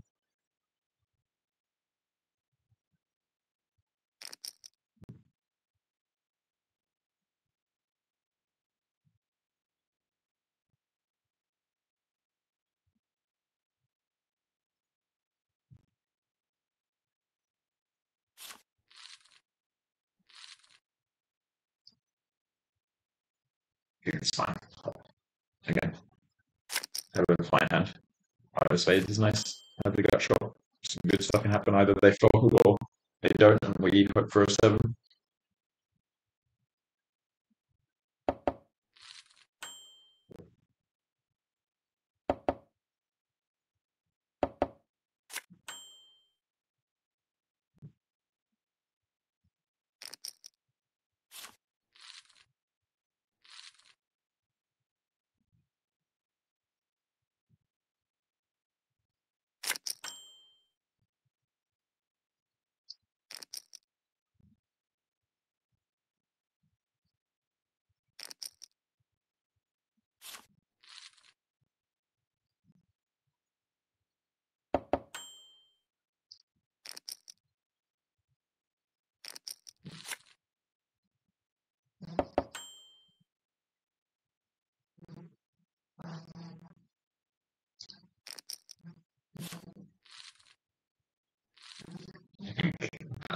reasonable. I think I'm meant to do a lot of bigger betting on the turn, like just high bets, and some of my size, kind of like my size when I have such a strong hand, just hoping that they stay in the pot or do something or bluff, and people don't do that quite as much as over bets. Um, but yeah, I think flop is reasonable, and I think turn, like if we were shorter, maybe I could check and then raise river. Maybe if I had something like queens or queen six, where I block more calls, I would do that. But I think when I have eights, where like it's quite likely they have a queen, and I just don't expect them to fold it. And if they don't have a queen, they have king 10, and yeah, I guess it's hard. If they have king 10, it's quite nice for me to keep them in the pot. They bluff me on the river if they miss, and if they hit a king or a 10, I get another bet. But I thought they would just have a queen quite often there. And I just want to like get 3 streets of value against it.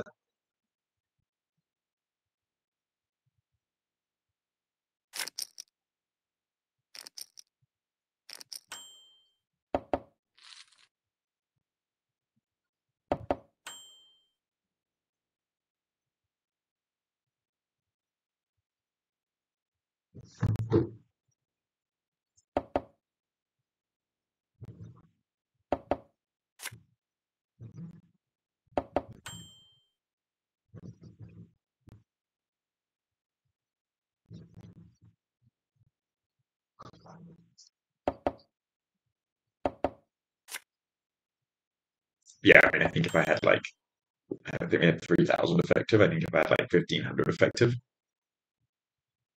I would just, I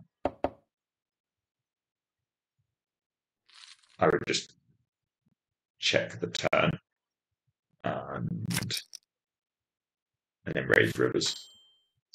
Just going to sit out for 2 minutes, and then we'll be right back.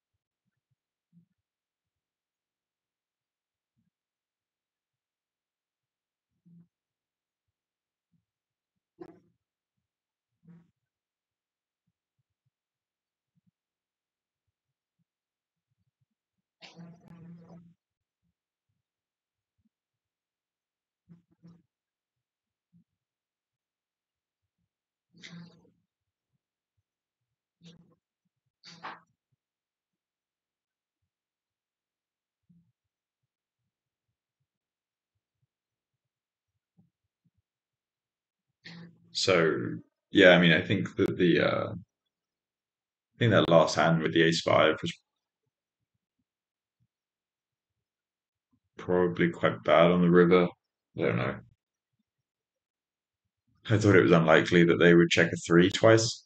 Obviously, they did, but I thought that overall it was unlikely. And then they're kind of just saying they have king 10 on the river, but I thought that that would raise pre-flop a lot as well. King 10 suited definitely, king 10 off sometimes. But people don't really bluff there. But then, like earlier, I think people don't bluff the queen 10-8, jack 6 board when I forwarded queen 4, and they did bluff that spot. And but yeah, I think people bluff this one less because I just always have an ace or better or a bluff. So like they can either bluff catch, like maybe if they have king high, they just bluff catch. Um,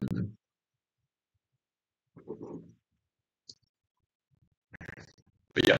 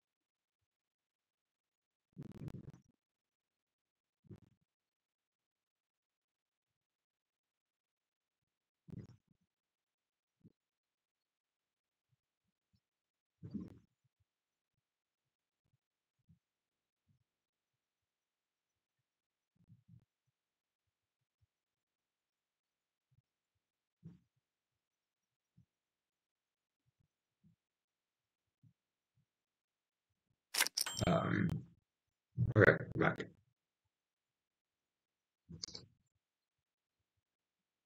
So yeah, I hope I don't repeat it, but I think that the audio was off. Well, I said it, but I think that the ace five hand that I played at the end of just before taking a break on the ace 3-3 queen jack was very weird. I thought that they would not have king 10 that often because I thought it would raise pre-flop suited and offsuit a lot of the time too. And then I thought that a three would just bet flop or turn almost always. Obviously, those I mean, they didn't. But I think, most people would most of the time, almost all the time. And then, but then people don't really bluff that situation either. But I feel like people have been trying to bluff me quite a lot in these games. And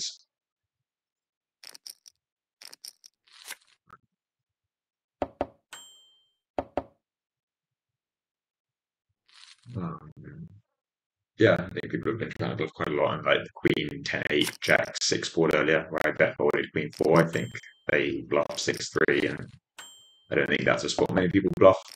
And that player did. And it's like ace 3-3 Queen Jack. Yeah, people don't bluff it much, but they also just really don't have value very often. So if someone just decides to bluff it, sometimes it's quite easy to have enough bluffs. So I think I should probably still fold, but I don't hate my call. I just think that's like a different spot, even to the 6-3 one, and people probably just don't have enough bluffs there. But I was curious and paid for it. I think the ace-3 is fine there. Like limp call pre is normal, call flop is standard, and then I think turn is close. I think having the ace of clubs is nice. Blocking like ace 10 of clubs continues. I get some folds just from like ace 8 off and stuff that raise pre, c-bet flop, and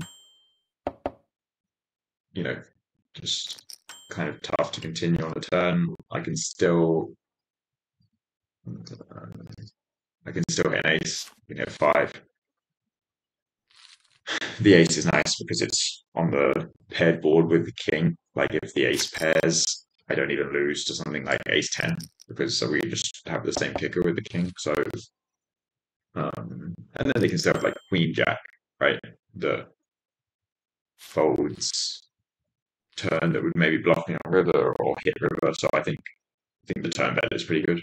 And then river, I think like in kind of easy check, I think I'd rather not easy check, but I think I would rather bluff something weaker. I'm happy just to like check my hand down and hope that I'm somehow good against like queen 10 of clubs, maybe.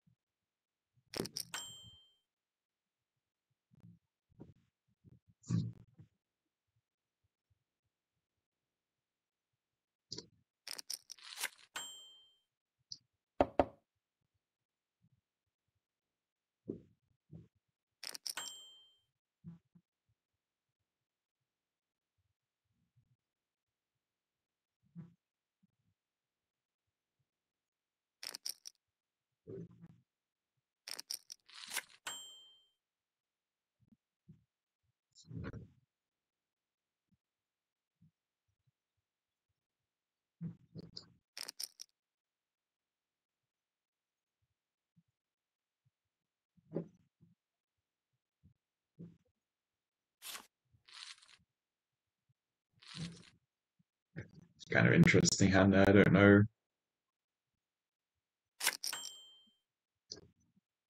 Like I think I meant to mostly check raise flop when they 3-bet the flop.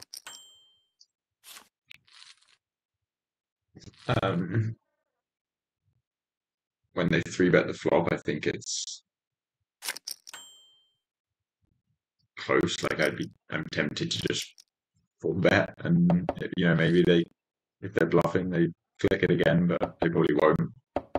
But I think it's just like if they have value, it's ace 9 and above, and I'll probably stack it on a lot of turns anyway.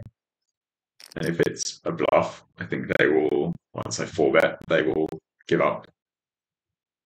So I think I just want to like let them carry on bluffing or hit something. If they have just like queen 10 off, maybe they turn top pair. And if they have value, like I'm probably going to stack it anyway, so I think I just call. And then I was going to check call turn again, I think, for the same reasons. But then when they bet so small on the turn, like they bet less than a third pot,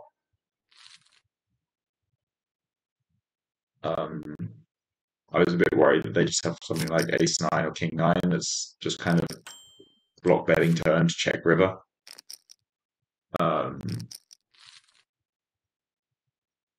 So I think it's kind of close because maybe they're betting small so that they can bluff shove river. Or maybe they are betting with like king nine, ace nine so they can check back river. So it's kind of hard to choose whether I want to, if they have something like queen nine or 9-7, it doesn't matter what I do, right? Because if I call, they'll shove every river and I stack them. And if I check raise, they'll call or shove and I stack them again. So I think if they have value, it doesn't matter. Like if they have really strong value. So I need to decide whether it's better to let them bluff, which I think is not that likely just because people don't 3-bet bluff the flop that often. And then when they do, and you call, I think they give up fairly often on the turn. So I need to decide whether they are bluffing enough and will continue to bluff enough, or whether I think it's just like they have ace nine or king nine and are trying to block bet turn and show down the river. And if I think that they have mostly that, then I should just check raise the turn and try to put more money in now and not let them check the river.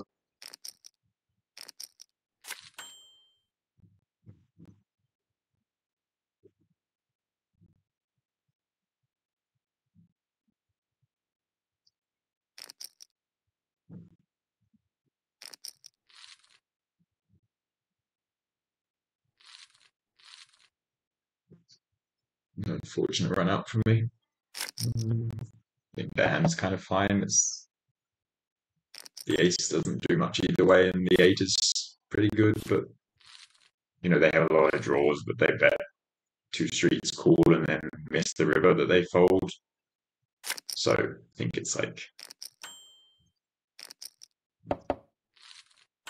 yeah, I think it's a pretty good hand for them to hero call with. So not much to say about that. I think I wouldn't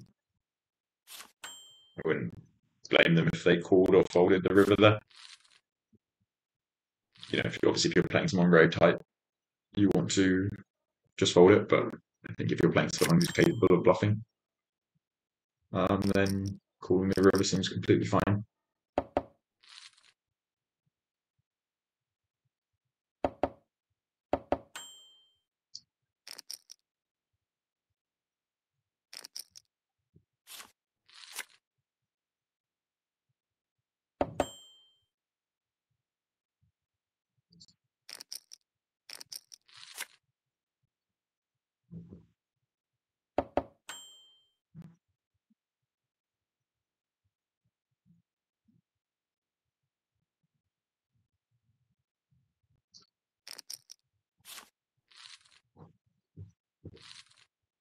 I think the standard there with the ace-3 is for me to check turn. But like, when I say standard, it's kind of the standard way I am used to that spot happening, but I'm playing a lot more raise button spots where ranges are tighter. But I think when I limp button and then just stab a quarter, when they completed the small blind and made and have 100% of hands minus the good ones that they would raise, then like actually they're really like they can just have king deuce off on the turn, so ranges aren't that tight anymore. And I can get value from my hand that I wouldn't usually be able to get. So I think that betting the turn is reasonable, and then I would decide about the river, whether I could go thin or not, maybe small. But then when I hit the 3 and suddenly have the 2 pair, I can just like overbet. And I think I would do that with a lot of bluffs when I have like Jack 9 there and put pressure on their hands. And yeah, it's a reasonable line. And I got lucky on the river. Well, I mean, they snap folded, so I was ahead. But lucky that I could value bet big. The Jack 5, I think, is normal for me, and the button is meant to maybe value bet river against people, but it seems like a normal line for them too. I think the king 2 is quite a loose stab on the flop 3-way for like, what they bet 2/3 pot with just king deuce on jack 6/4. I think it's quite loose, but it's whatever.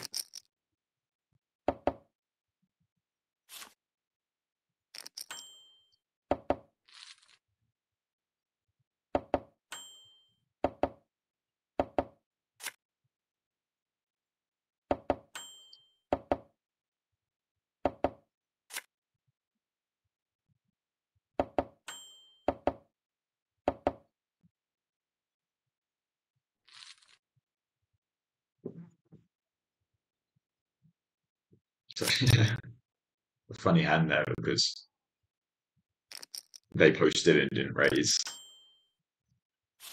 They limped and would be 100% minus the raises, but they wouldn't raise much. Then I would raise more, but not all the way, always with my good hands because I have to trap some, and so do they.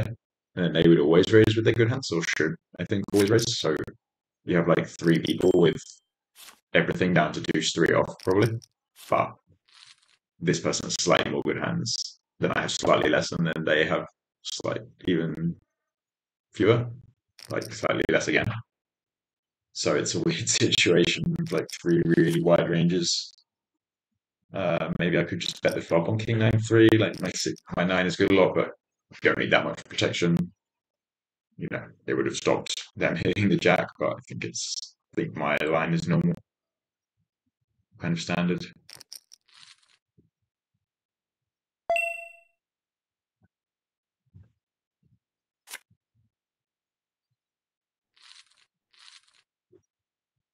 Nice hand.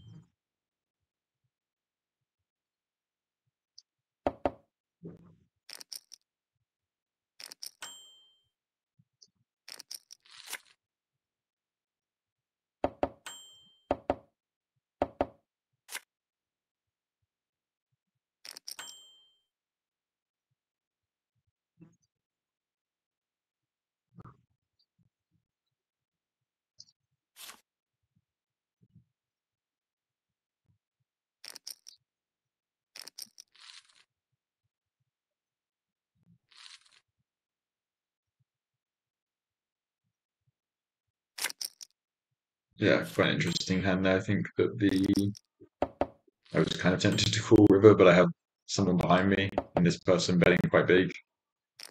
And actually, they have just like every 3, and they don't have that many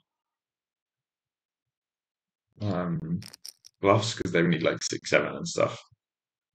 And, so there's fewer straight draws than there are just like offsuit. When they have every offsuit 3 pre-flop, it's not like they call the small blind and don't have many. And then this person can still have a 3, and they've, you know, um, so yeah, I think I was tempted to bluff catch at first, and then realized that actually not a great situation too. And I think that this person it's really like tempting, but I think when they've got it's hard because they only lose to king 3, right? Because if this person has 10-3, they chop, and this person could just have an ace-8, right? That doesn't raise pre and calls the flop. So I think that, yeah, I don't know. My first reaction was that they shouldn't raise the 3 deuce, but they lose to a straight, they lose to king 3, and then they don't get value from a 3, they chop with them.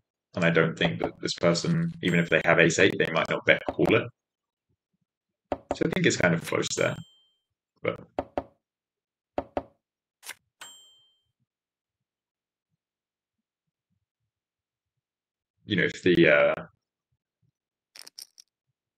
if the board was like 7-4-3, ace-3, I would say definitely don't raise the 3 deuce because you lose to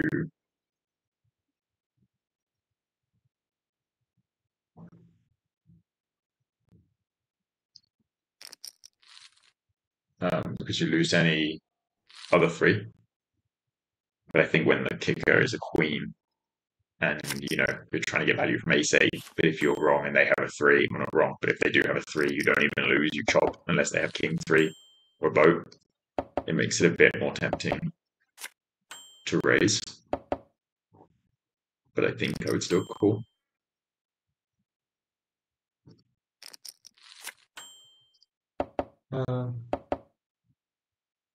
This might be a little loose. Nah, no, I think I have to check all turn. They can just have like 10 deuce and have enough equity, or 9-7. Um,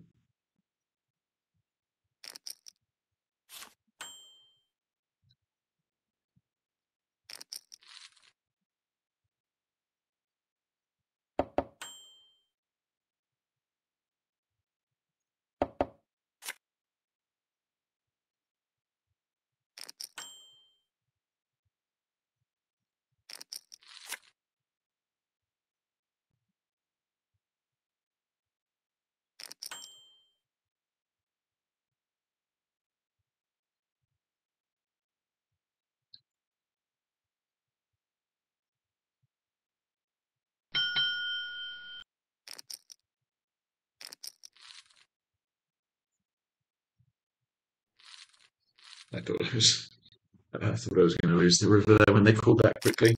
Um,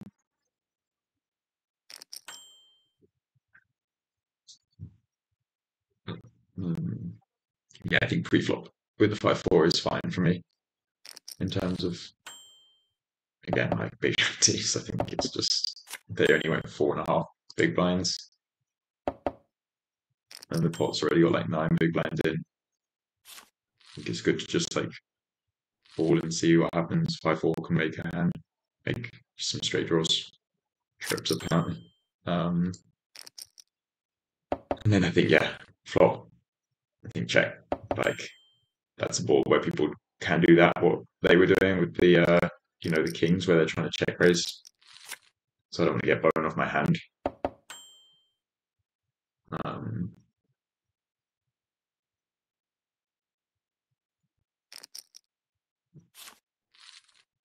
and hit river.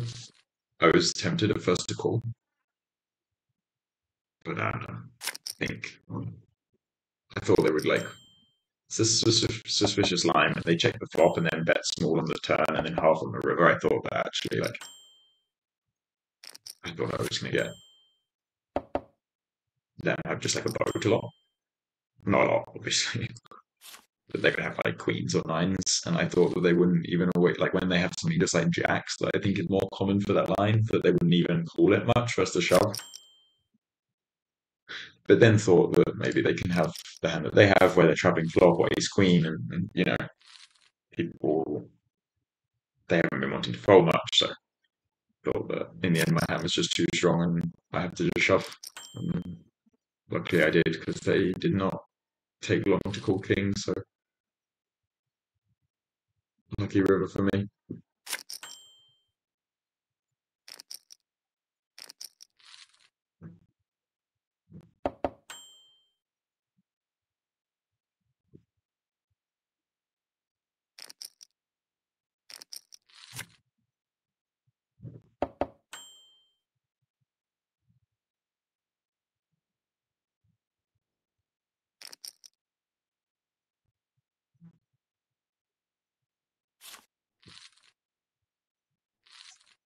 I think that's I think that's fine with the ace 10. Like, very strong hand heads up, obviously. And even on the 2 and 5, I'd prefer a 6 with no straights, but even on the 5 turn, I'm going to have so much equity, and they're going to have to continue every ace and a bunch of king X and 5-4, sorry, 5-3 and 4-3 and stuff. And yeah, I think I just want to put a lot of money in, and ace 10 is a good one to overbet. And then river would be close, I think, depending on the river, whether I can still value bet or not.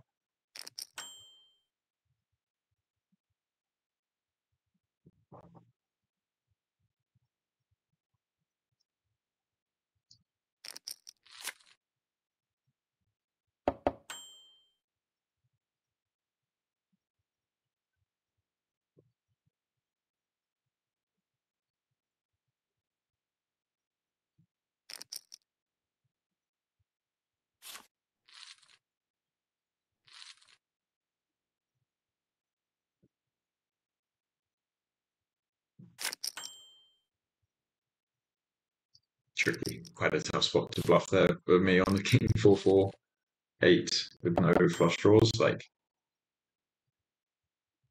I think I kind of just maybe even just have to start bluffing like ace queen high or something, just in case they like river to deuce or we're bluffing threes.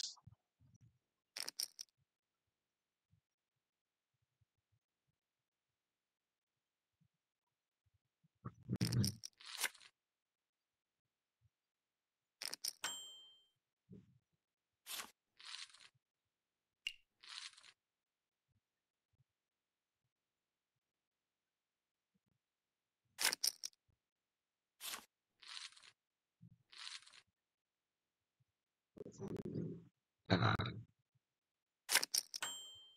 yeah, I think so. It's a spot to bluff for the jack 4-4, but I think not not the toughest. This ace nine, I think, is like a this is where I mostly just want to bet side I did the flop.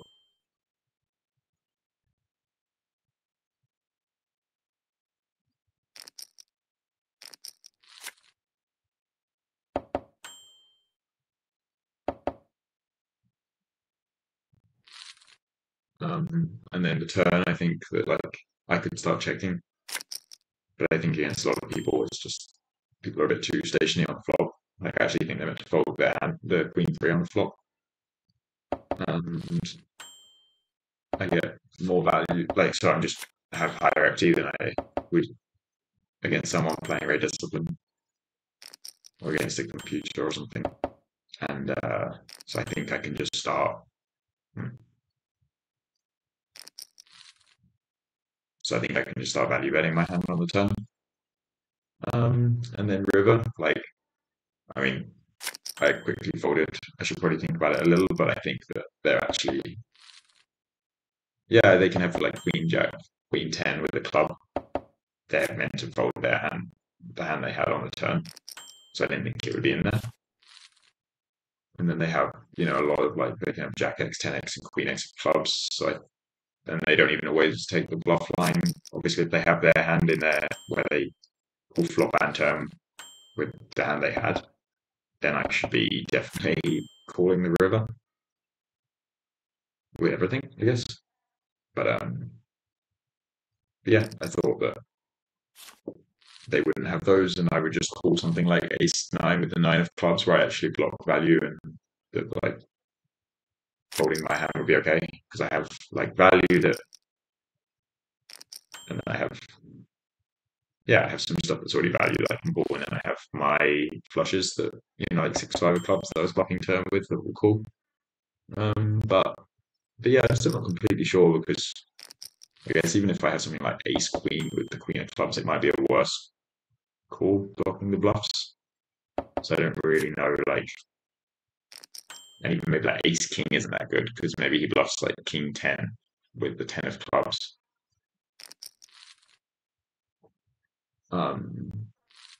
So maybe I'm actually meant to call ace nine.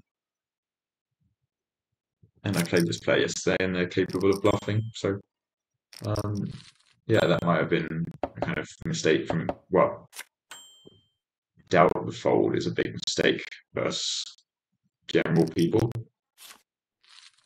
It looks like it was a big mistake against this player. And I would guess that that means that folding so quickly is a mistake. It should take a little more time.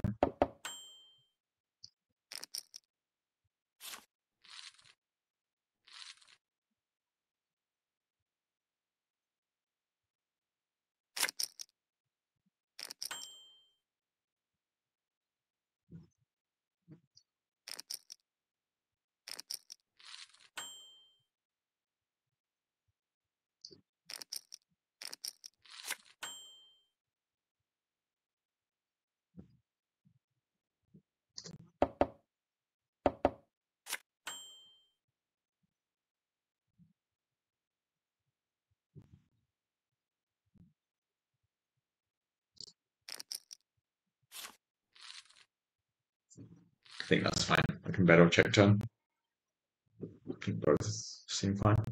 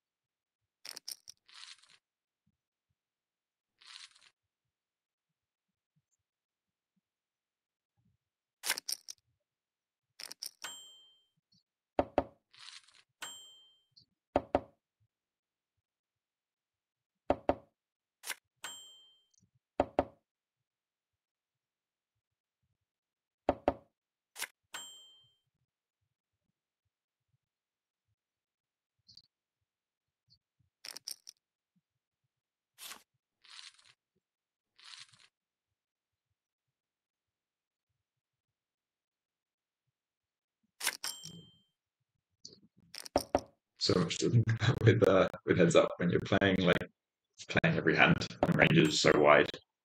There's a lot of quite confusing situations. It's like very fun, but yeah, it's a lot to keep up with.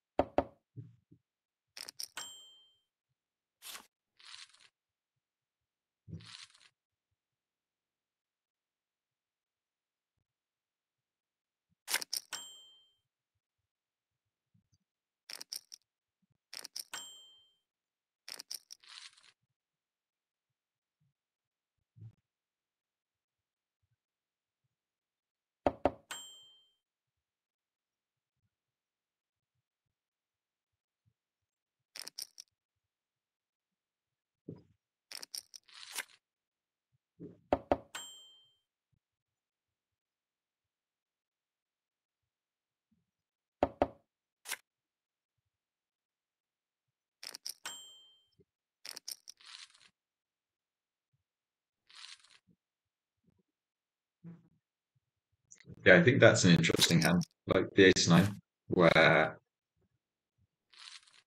they raise pre-flop and check. I think kind of like one of the spots I said earlier. I think it's tempting to kind of on the flop for people to want to be, either value betting or bluffing a bit more clear in their head. So like when they have 7-6, it's a straight draw, or 10-9, that's clearly like not good very often. They start bluffing, and then when they have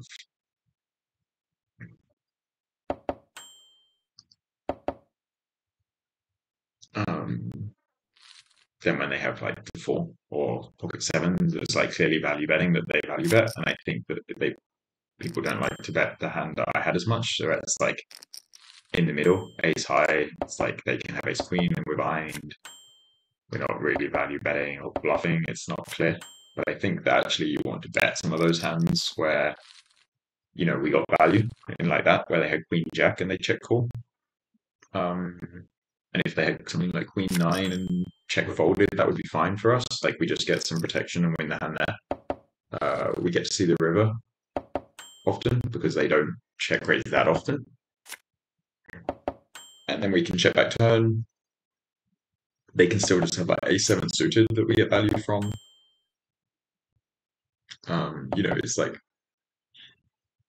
especially in heads up or very wide ranges, like bottom versus big blind, it's not quite, it doesn't always have to be like clear value or bluff. It can just be, your hand has 50% equity, you want to put some money in.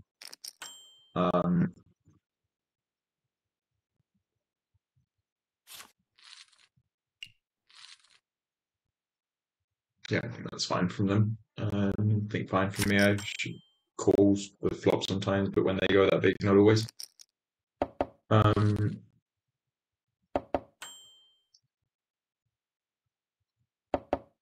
so yeah, the ace nine, I was saying that like you get, it doesn't have to be a clear split like that, and it also works quite well in terms of then. Obviously, it's not that common, but when you get the run out we got, where you get a 10 and an ace and they bluff the queen jack, like it actually means we have some top pairs on the river as well. So we can still bluff the river because we have some value. We can value bet that when we have it. So I don't think I think it's like, even though it's not incredibly intuitive for humans, I think that it's quite nice to bet some of those hands sometimes, and makes you slightly harder to play against. Some good stuff can happen. Yeah, I think my ace jack fold is fine. Like they bet very big very quickly, so even though they can be bluffing quite often. I feel like their bluffs will be kind of what they had, like to have something quite often. It's not. I don't think they just bluff like ace three of spades that quickly. So I think it's fine to fold, but I could see calling as well because like on the other side of that, they also probably don't just bet like sets or king queen as often, but they could just bet like king jack that quickly, right? So I'm not sure. I don't know whether. I think my hand's either meant to like ace jack is either meant to call and fold sometimes each, or it's meant to always call. So it could be a small mistake, or it could be fine. I'm not sure.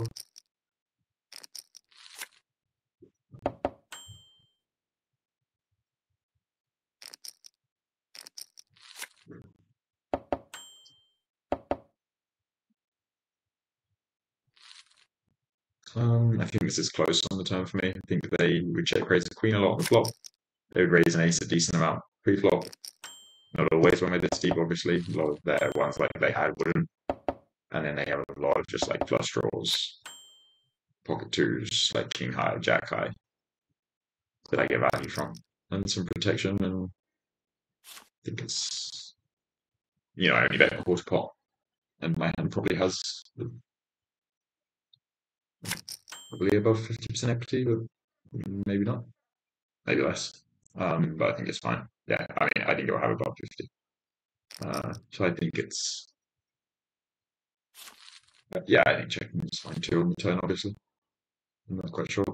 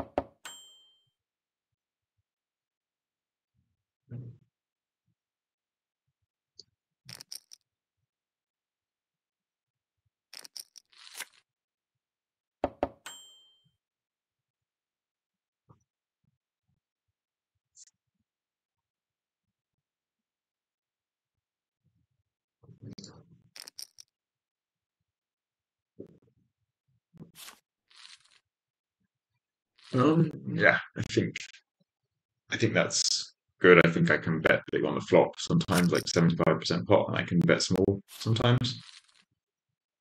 Then on the turn, I'm not really sure. I think that if the turn's like a six or a seven or an eight, just something that doesn't make a straight, like a six through a nine, I would do a lot of big betting, like 2x pot.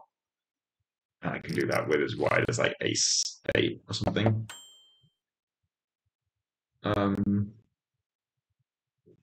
But I think that when the straight turns where like they can have five deuce off pre and they have more hands with equity like 5-4 and stuff. I think I not need to. I think I should kind of go with a slightly smaller size. I should, yeah. So I should go with a slightly smaller size with the threes on the turn. I think on those turns, and then river I think is just like I think I still have to value bet even when the straight comes in. They have a lot of other hands. It's not like they have a deuce all the time. I can still get calls from two pairs and other stuff. So yeah, I think that's kind of clear. I think the queen five was close. I think I should probably bluff because I can have some like 10-7, 10-5 and stuff, but I would bet those on the flop a lot. So actually, I should probably just bluff the river with queen five a lot and not let them, show down with their hand. Because when I raise and check back, I actually have a lot of hands, just like kings and stuff, right? So some turn two pairs. So I think the queen five was a mistake, and I shouldn't show down something that weak. I think that like if there was a spot where maybe I checked, where maybe I limped pre, check, and then call turn, and I can have some maybe some more like 10-5 offs and stuff, then my play is fine.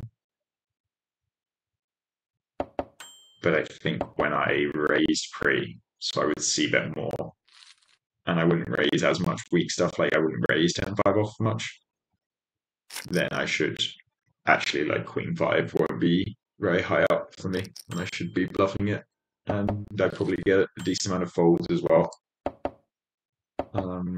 Because they have hands like theirs. I was a little worried that they wouldn't bet hands like theirs on the turn always, but they also wouldn't check the river with an ace that much, because it looks like I'm going to check it down. So I think, even though they don't have that many hands that block the turn that are a 6, they also just don't have many hands that have an easy call, like an ace or. So I think I should bluff my hand more. It was a bit too quick to check it down.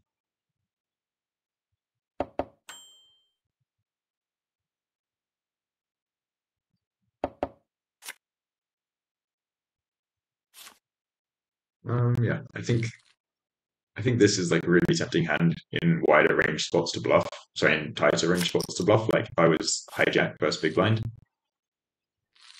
I'd want to bluff a lot, because that would be my worst offsuit hand, and I have the straight draw, and I don't, I block continues with the queen of hearts, and I can river the straight. But I think when my head's up, firstly, I don't need as much equity to bluff. I think because it's fine just having like queen 5. It's, they're going to fold a lot. Queen 10 plays better on the river. Obviously, I can hit a 10 or a jack or a queen, so I don't have quite as much reason to bet turn. And then also, like, heads up, when there's so much wider to call flop, they can just have like queen 7 high with the queen of hearts that calls flop, right? So actually, I block some turn folds where if you were hijack versus big blind, you just wouldn't. That wouldn't happen, because they wouldn't be They wouldn't be defending queen 5. They wouldn't be calling it on the flop. But heads up, they do have those hands. So I think that heads up, I would maybe just prefer to bluff something weaker, like queen 5 with a single heart, or queen 7 maybe, because it was king 2-3, so you don't really want to have a 5 quite as often, I guess. Blocking like 6-5, 5-4 folds. So yeah, I think that the queen 10 is a fine check, and then I would have value bet if they checked me on the river on the 10, but they just folded. So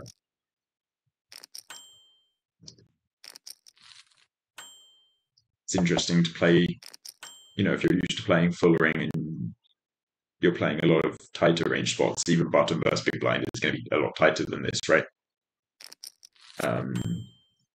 It's interesting to like suddenly play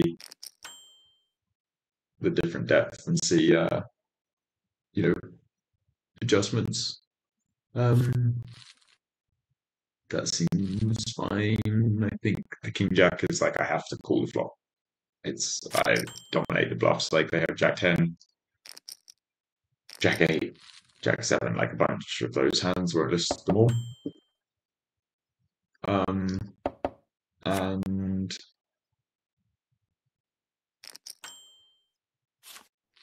then on the turn, it's like annoying. I turn some equity, but then they bet a half pot for one card to come. I'm out of position. It's quite hard for me to win the pot. I would imagine it's still close, because I can hit a jack or a 10, so a king or a jack and win, and then queen is obviously like a good stack for them if they bluff or have a good hand. But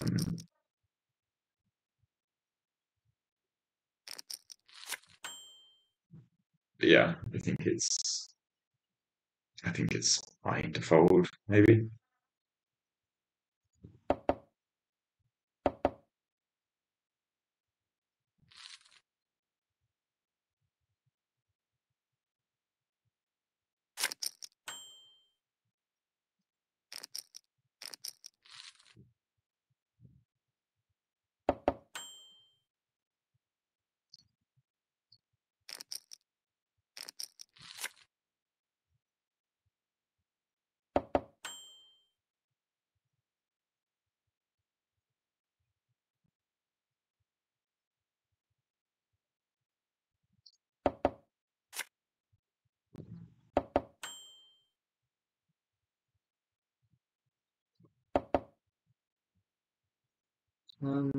Yeah,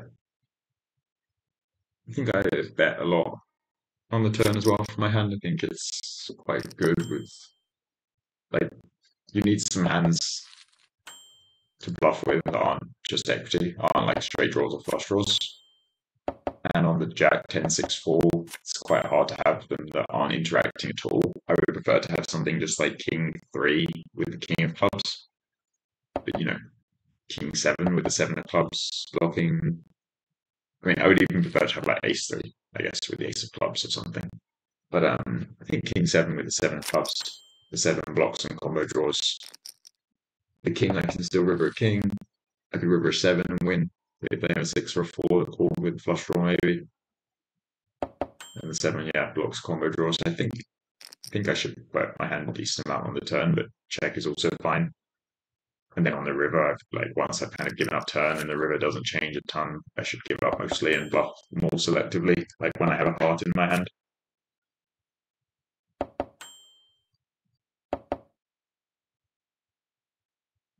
Yeah, sneaky from them, I think. I think it's fine. I would prefer for them to trap like 7-2 on the river, because when I half pot flop and check turn, I'm going to have a 7 a lot. So you kind of, when you're trapping, trying to check raise, you want to block the hands that I check back the river with, which will be a pair of 6s often. So a pair of 7s. So I think, whereas like the 5 doesn't do that as much for you, because I wouldn't bet half pot on the flop with a 5 very often, if ever. Well, yeah, I would sometimes, but not as often. So I think maybe it's better to like bet yourself with specifically 5-2 two pair, and then when you have like 7-2 Queen 7, you can check raise, but it's like a small detail. And if you think that someone's betting the river too much or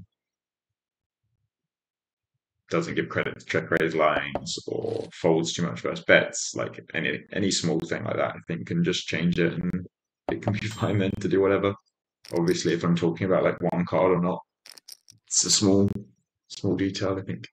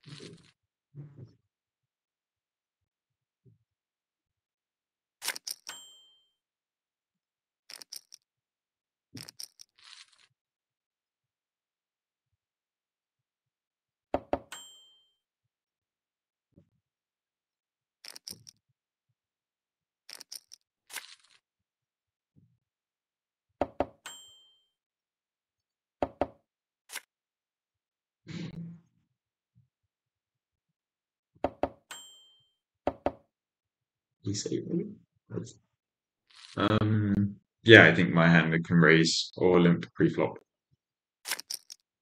and then bet or check flop. It's kind of nice with the 6 and my backup with the backdoor straight draws, and I fold out like queen 9s and stuff on the flop without the backdoor flush draw, so you get some protection. You get value from like 6-5 that I dominate. I think some nice stuff is happening, and maybe like something like 10 deuce I would check more. But yeah, all seems kind of normal.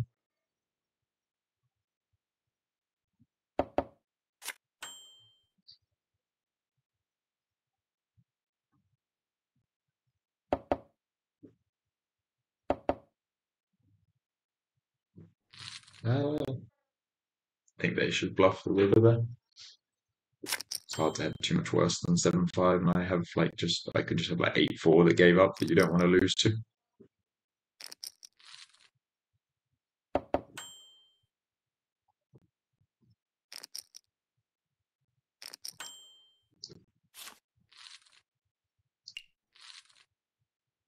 Well, Jack deuce is aggressive.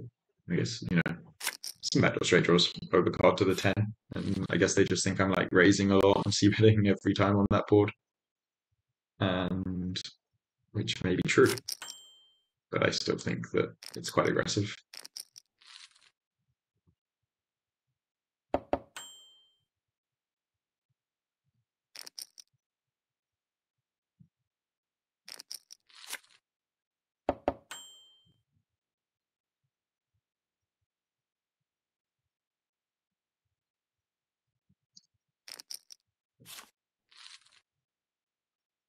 Yeah, I think that's fine. Like, I have all the good hands on that board, and they would 3-bet with most of them, so I definitely get to have over bets on the turn.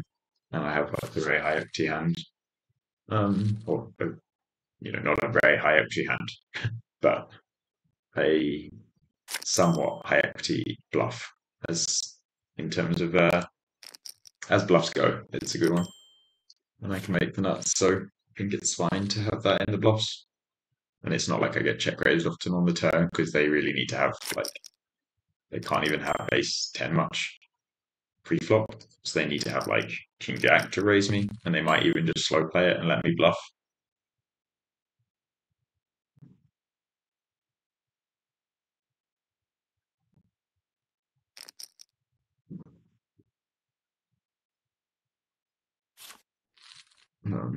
So yeah, I think I don't get raised very much off my equity with the jack 9. This jack 10 I really have, I'm really not sure. Like, 3-bet, I think it's completely normal pre. And then the flop seems like I can check or bet that flop. It's really annoying on the 9-7 deuce, like without the backdoor, if I get raised, because I don't think I have quite enough equity to get it in without the backdoor. So maybe I should just, like, when I have jack 10 with the backdoor flush draw, bet, and if they raise, I just shove, because I have 2 overs in the gut shot and the backdoor flush draw. And when I don't, maybe I can check more and like check call having the 2 overs in the gut shot, so that I don't get, I don't want to be folded, like have to fold if they raise the flop off, and I have to fold 2 overs and a gut shot. Um, so maybe I should have checked the flop, but I think it's going to be very close, and betting's fine. Like, it's still a wide range. It's, again, not even like playing big blind versus button in a full ring game. It's where like the 9 and the 7 would hit them, or they have 2 overcards all the time. Like, a lot of suited overcards that wouldn't fold. They have a lot of just like king 5 suited, right? Like queen 10 off. So there's still, jack. They're never going to fold queen 10 off, king 10 off pre. So it's quite nice for me to fold out all those hands that dominate me pre-flop and, still dominate me. So I think it's tempting for me, especially, to get caught up in those little details of like,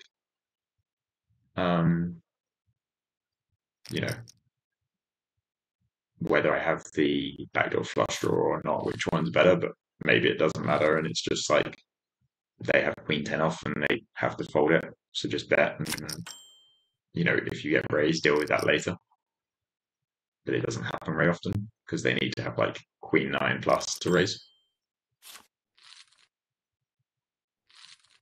And even if they have queen 9 plus, like, it doesn't mean they will raise. If they have 9-7 or a set, they slow play it, and if they have queen 9, they might not raise. And that might be defend, actually, the jack 6.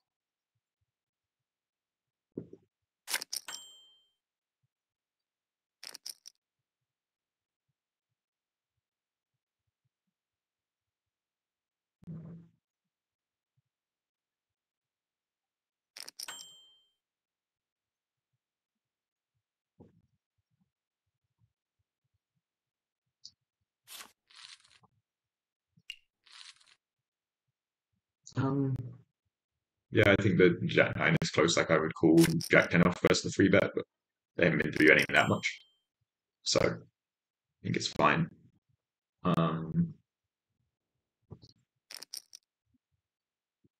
Yeah, I think it's fine to just fold the jack 9 off. I think that I should have limited pre mostly. And I think I don't know, sometimes, it's just like had a few hands in a row that I thought were good raises and raised, and then kind of got into the habit of was just doing it on autopilot while talking. But I would limp the jack 9 off a lot. and should be limping a lot still, heads up. Well, I think I should. I mean, when you play deeper, you want to raise more.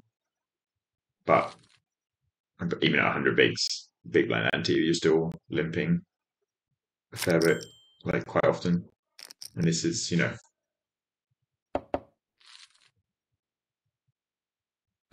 yeah, I'm not completely sure, I guess, because say you're playing,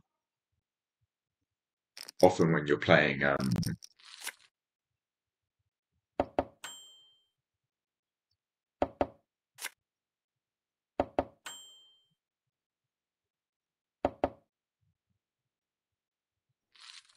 I mean, I think I should bluff this, but I didn't think they were folding when they snap called flop, and the river doesn't change too much. Like often in spots where you're like small blind or buttoning games, and you're looking at adding more antes to the pot, you usually start limping a little more because you want to VPip a wider range. So you would limp a little more so that you can do that. But when you're looking at like heads up at 100 bigs, even with a single big blind ante, you're already VPipping, like playing 100% of hands. So you're already playing every hand. So I don't know whether like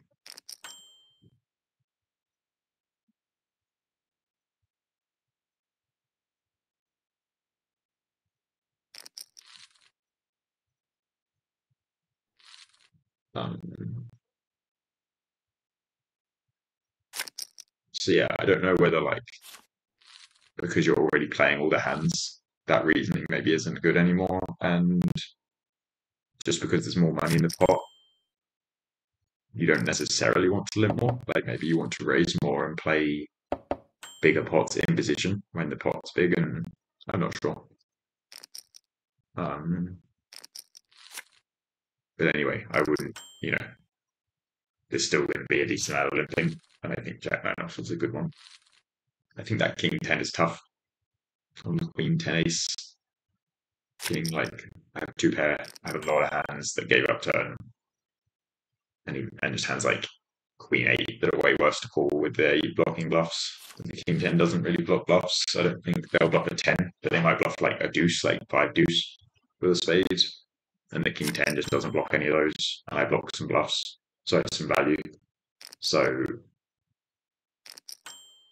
um,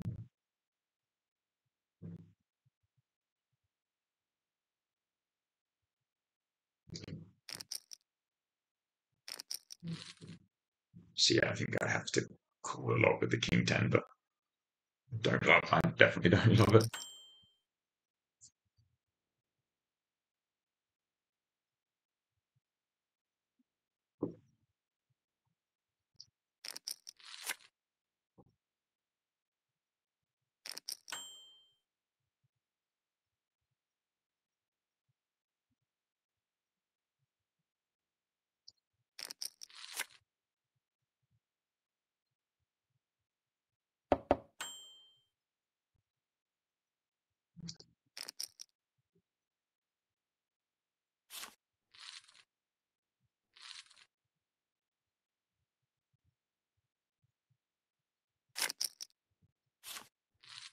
Um,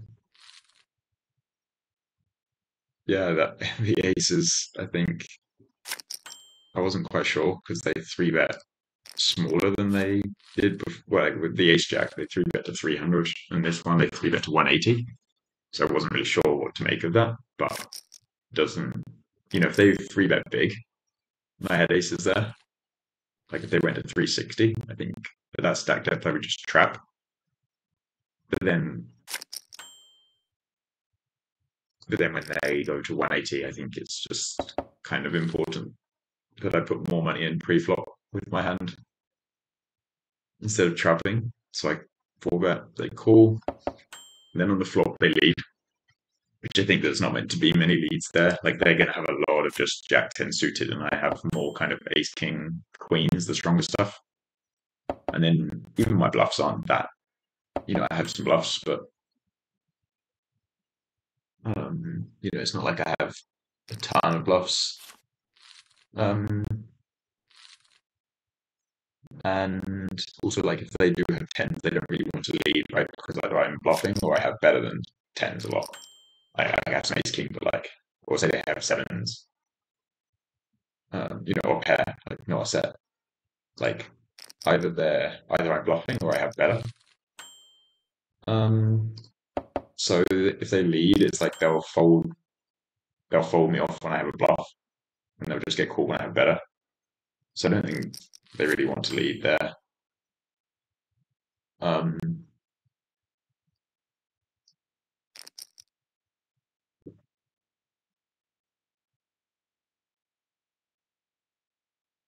so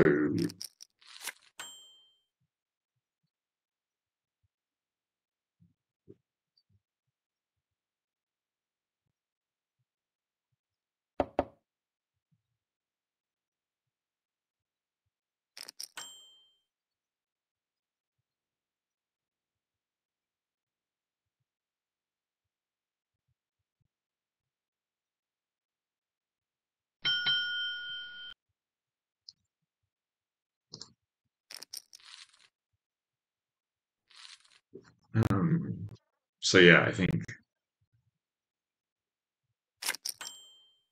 uh, I think they don't really want to lead there. And then the turn, I thought that they were just bluffing a lot, so I just called, even though it's 150 left, hoping that they would like hit the river or just put it in on the river. But maybe I should shove. Um,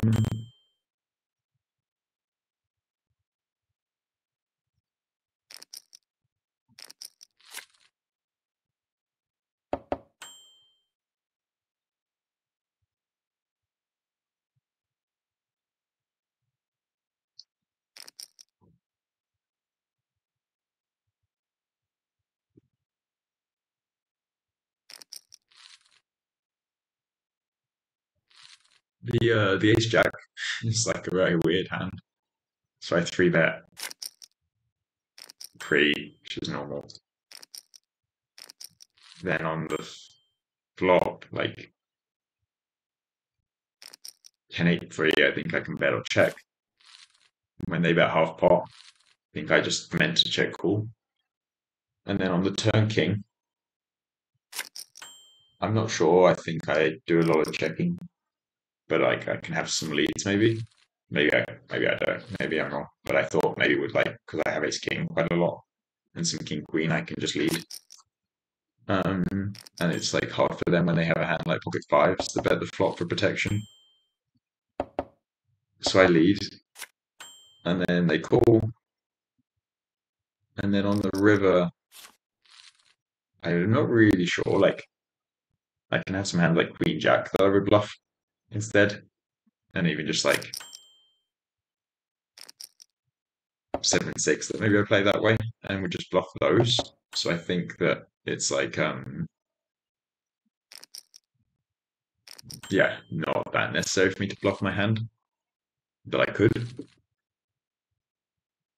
and maybe I should because I think it's like looks quite value heavy the line. Um,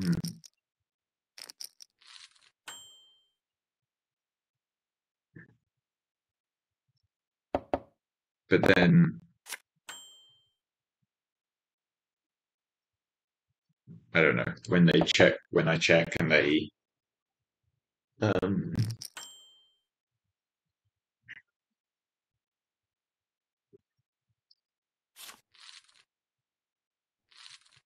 yeah, when I check and they bet the river, like it doesn't feel good, obviously. Um, I thought that they weren't incredibly strong on the flop when they kind of really quickly bet half pot. I think that when people have like a set or two pair, they spend longer or bet like quarter pot to keep me in. Um, and then I thought there were a lot of hands just like queen jack off that plays this way every time and kind of has to bluff the river. Like some 7-6 that might be stubborn, some like 9-7, even like jack 9 off might call pre-flop, right? And then, I mean, it's a loose call, but people have been playing quite loose in these games.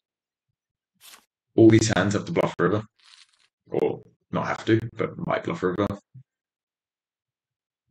Although this person was the person who didn't bluff the 5-7 on that board, so actually that might be bad from me.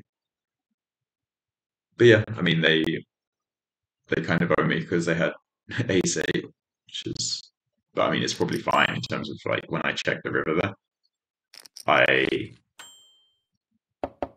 If I on the flop, I would check raise or bet something like ace-10 and jacks. And if I did check call them, I would just check turn. And then on the turn, I'm kind of saying I either have a bluff or I have ace-king, king-queen, or king-jack or something, and I would bet the river again, I think. So it's actually quite good from them. I think that like I probably have the hand I had sometimes. And I'm probably just like giving up, with something I didn't want to bluff or I thought was too good to bluff, and then I wouldn't actually have that many hands better than ace-8. So I think it's quite cool from them to value that. I think a lot of people wouldn't.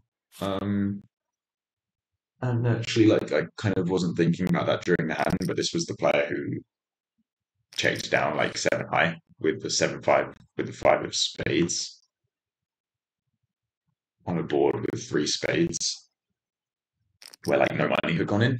So there was no reason to believe that I specific. There's not any reason that like they would think I have something very strong and didn't want to bluff. So actually, considering that, it seems way more likely that they might just give up with queen jack on the river there. I still think that though the 7-5 was a check down pot, and sometimes people don't feel like they need to try and win those as much because no money's in the pot. Whereas like here, when there's 3,200 in the pot, maybe when they just get to the river with queen high, they're like, I need to try and win.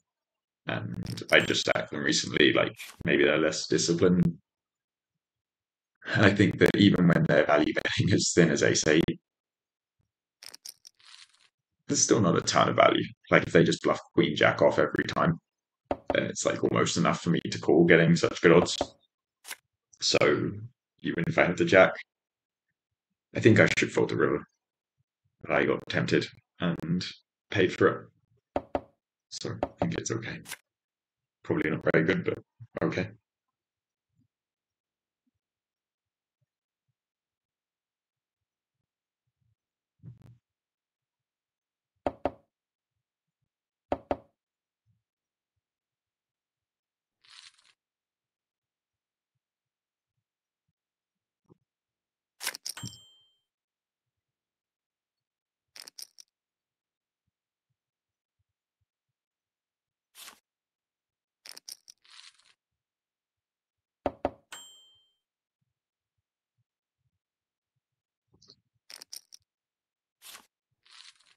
Yeah, I think this is fine. Pre-flop, like raise or limp, probably both fine.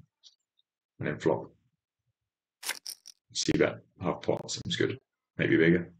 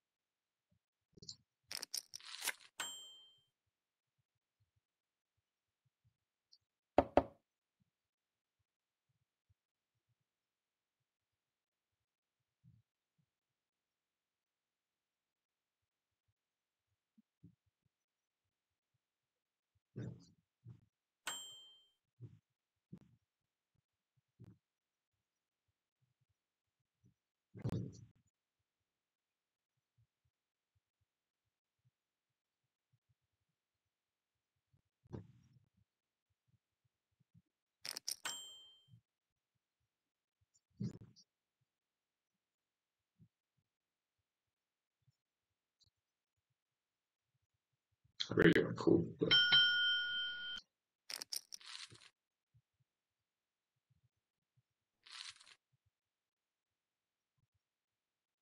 I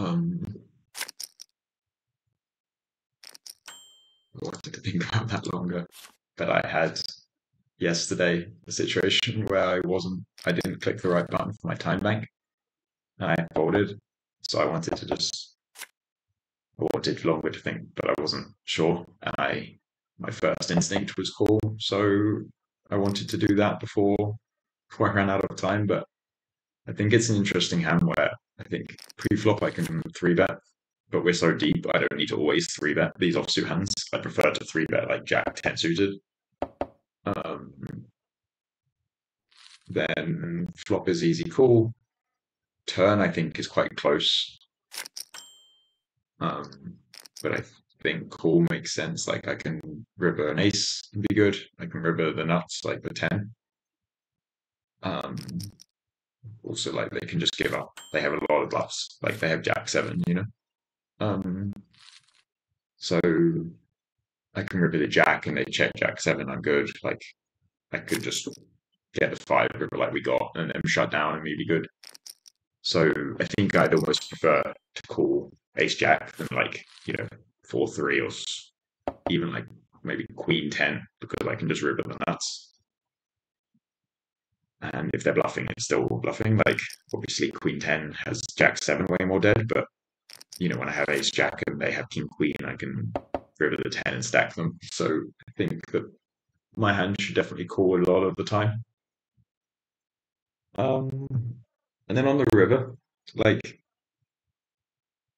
I can still have a 5, right? I can have maybe some like Ace 5 that was stubborn on the turn, but I can definitely have all the 5x of diamonds because there was a flush draw on the turn, like 5-6 of diamonds, 10-5 of diamonds. So I have all of those hands. And then if I have a king, like if I have king 5, sorry, like king 6, I now chop with them when they have king jack. So I don't think they would even want to value bet something like king jack that often because to them it might look like either they chop with a king or they can lose to a 5 still. So I thought they would check top pair. Not always, but some people will. So then they're kind of saying they have like a boat, which I think would jam a lot the river because they want to stack trips. But not always. Or they're just saying they have like king queen, which I think is reasonable, or aces, which I think is reasonable as well. But king queen and aces is just not it's not many combos. Like I have an ace, and there's a king and a queen on the board. So there's like 12 combos of king, queen, and aces. And most people are going to see bet their entire range on the flop.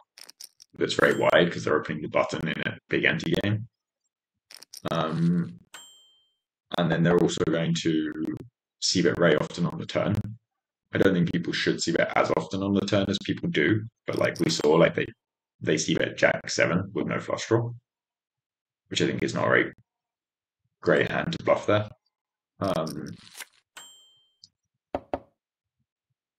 So they're kind of in my head saying that they'll sometimes have boats, they'll sometimes have top pair, but mostly they're going to have aces or king queen. They're saying, or like ace king where the kicker plays.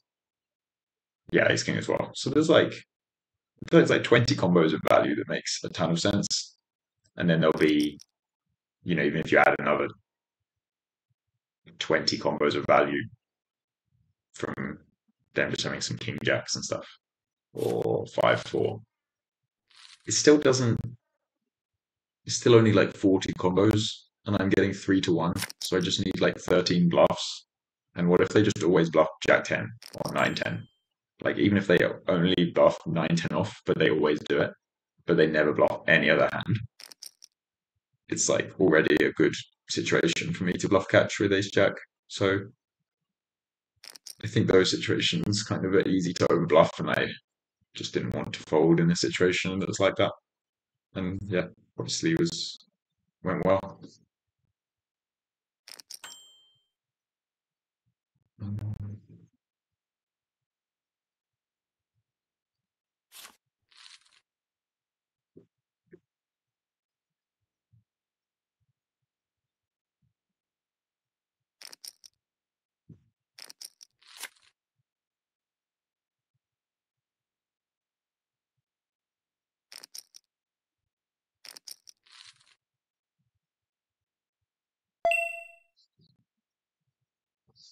interesting here. Like, so I think when they limp, I should raise, and then I was going to call this three bet, but then when they cold called and they don't have that many chips, I think it's like suddenly not as good for me. But they score, the SPR is low, my ace isn't always good. Like, obviously, if I knew they have 6-5 off, I would have called. Like, if I knew they could have that, not that, not that they did have that. Um,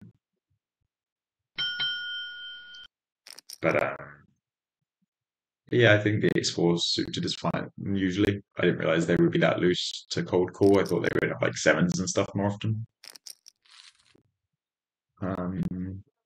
But yeah, and then they got it in post. Went well for them, obviously.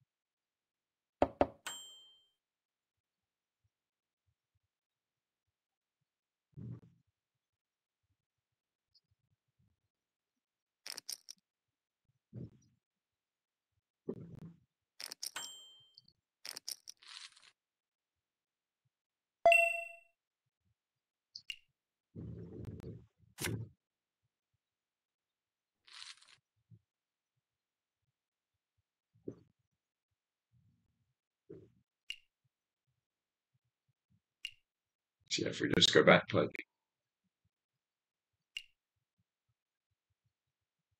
just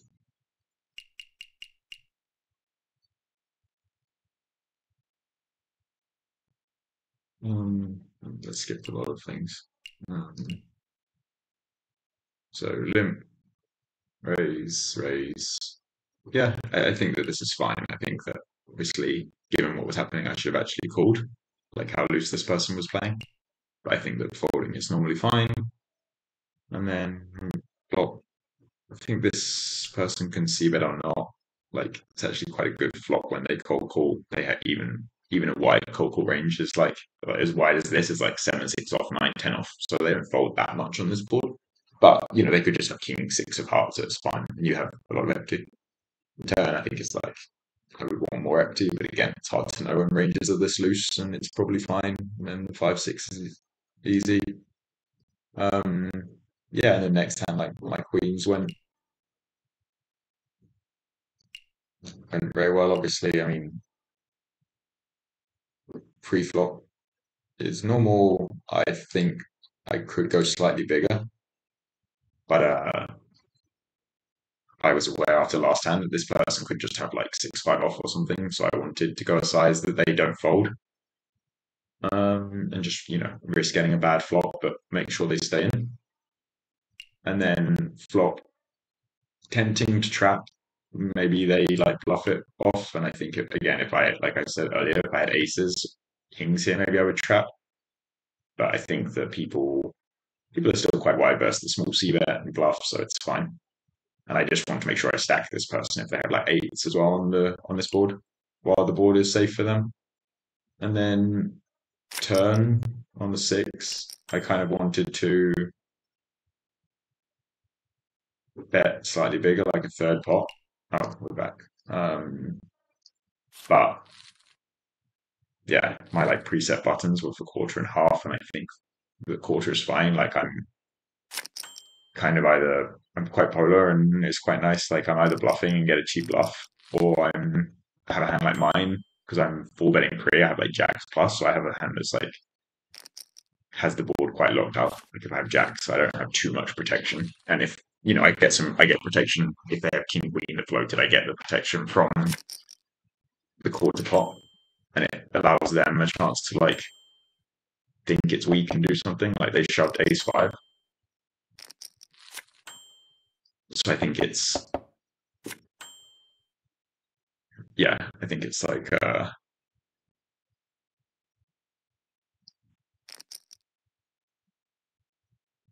yeah, I think it's quite a nice spot to bet small on the turn, and yeah, it went very well. Like they decided to bluff the ace five.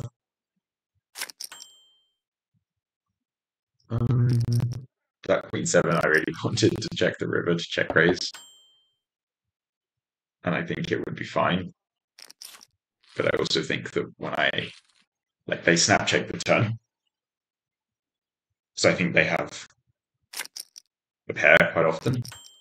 If I had, like I said, a small thing, but if I had queen six, that didn't check raise the flop, I would think more about or I would probably check the river because I block them having like 10-6 that I think maybe I'm wrong. Say if I had queen two that blocks the deuce, I would check river to check raise. I think when I have queen seven, like the hand that they most likely check turn. Let me think. I think it's close. I think that in game, I thought they would check a six on the river, and they would. So I would want to check like queen six to block that to check raise, and not queen seven. But actually, they might value bet a seven on the turn, and they might check. They might actually bet a six on the river when I check. So, like maybe I um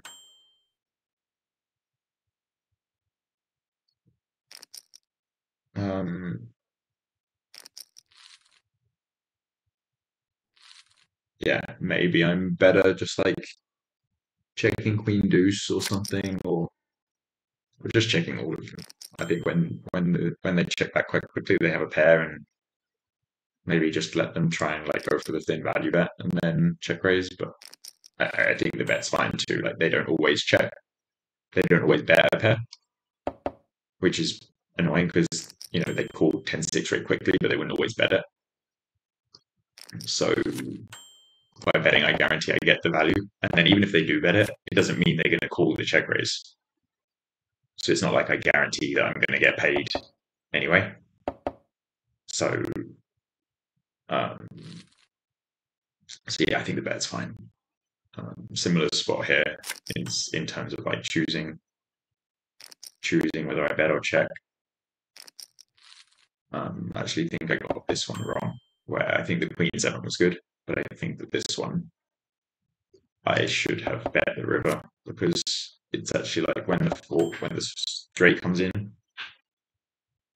I thought that they would have a four decent amount. Basically, I thought that they would bluff the flop with a four, and then check the turn when they hit, and then bet again when they made trips and like a check raise.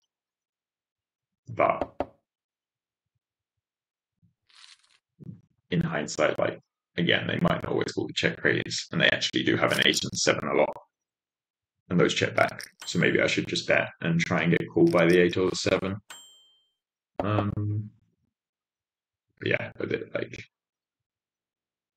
these are quite hard decisions to make in general, and then hard against specific opponents, and then you have like 15 seconds while talking about other hands. It's like there's a lot to think about. So kind of happy to make some mistakes and just play quickly and play more hands. It's like have some more action to go over, and it's more fun. And I just want to play a lot of hands heads up. Yeah, definitely had some interesting hands in the last hour or so. Quite a lot of interesting hands.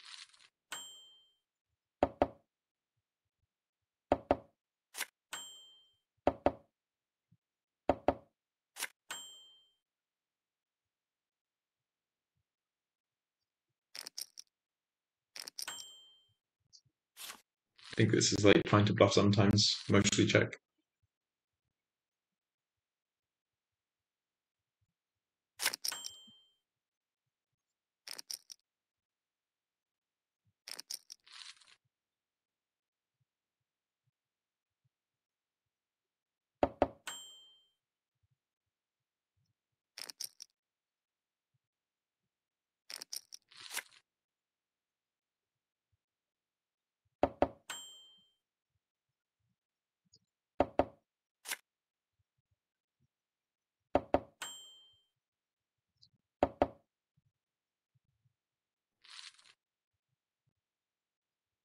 Yeah, I think this is fine. Like pre-flop, limp or raise is fine. Post-flop, see bet or not is fine. And then turn, I think I can bet, but mostly I should check. And then like once I give up, and the king is the river, like I think they should bet the king queen often, but people don't because people think like, oh, the king is good for the c better, so they're going to bluff a lot. So they end up trapping too much, and then they also don't end up folding that much when you bet. So I think like I'm better off just, even though it's tempting to bluff, I think I'm better off just giving up the 10-7 and letting them win that one, and play the next hand. You don't have to win every pot.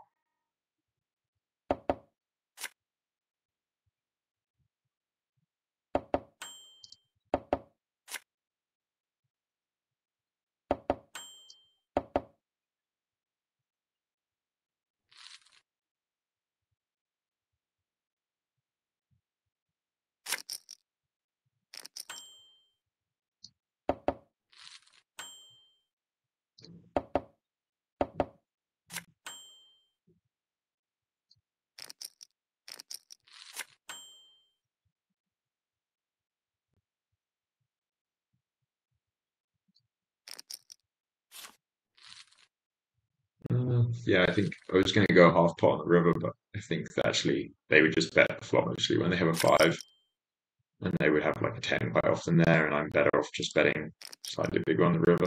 I don't think they'll fold a 10 much, or probably ever.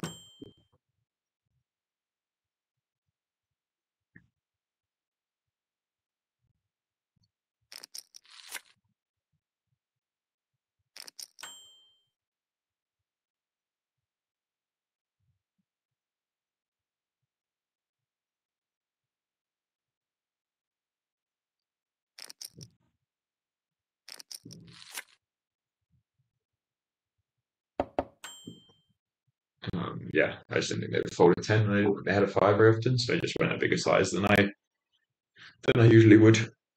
It's a small difference, like half pot to 3/4 pot, but I think it's good. I think this tens is close. Like, I don't think they're meant to lead flop ever, so you're kind of already in like a hand I haven't played much. Or like I wouldn't know what I would do in that situation because I just wouldn't lead the flop. So it's hard to play. Yeah, it's like hard to play those spots because you're not completely sure. Um,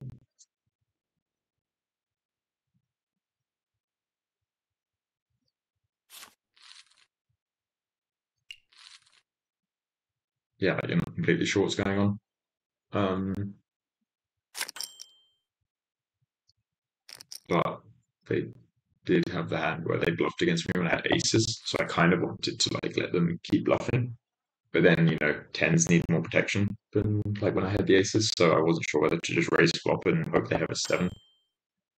But my plan was to kind of not raise flop, and then if I get a safe turn, where now I don't need as much protection because there's only one card to come, to then um,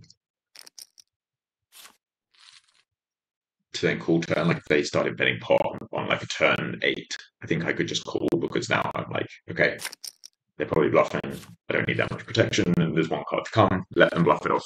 Then when the turn they only bet half pot, I kind of think they have something a bit more often because in the aces hand, I think they bluff really big, and the half pot seems a bit more likely to be value.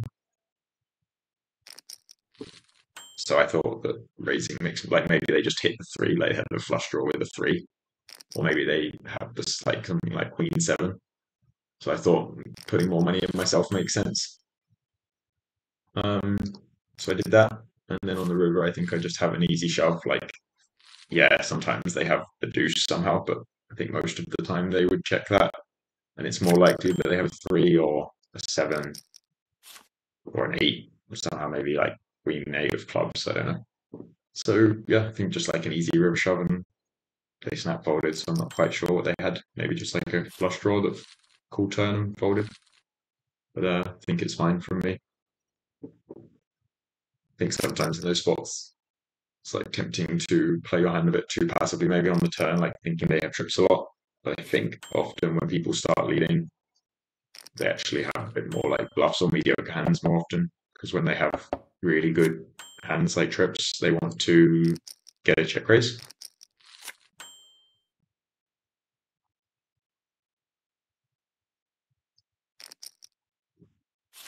This might be quite thin. Like maybe I can do this with like king five and 5-4's too thin, but I thought they just had ace high a lot. But I mean, yeah, it's probably too thin, but it's fine.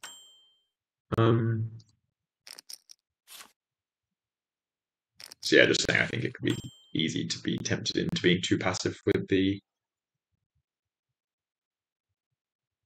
um, tens, but yeah, she just want a lot of money in.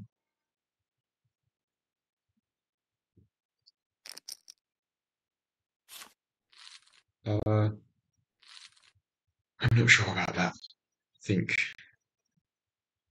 flop is like when I ISO there and they call, they have a lot of stuff that hits the 8 and the 9, right? Like I'm going to have more ace jack off, ace queen off, king queen off. They're going to have more like jack 10 off, 9-10 off stuff.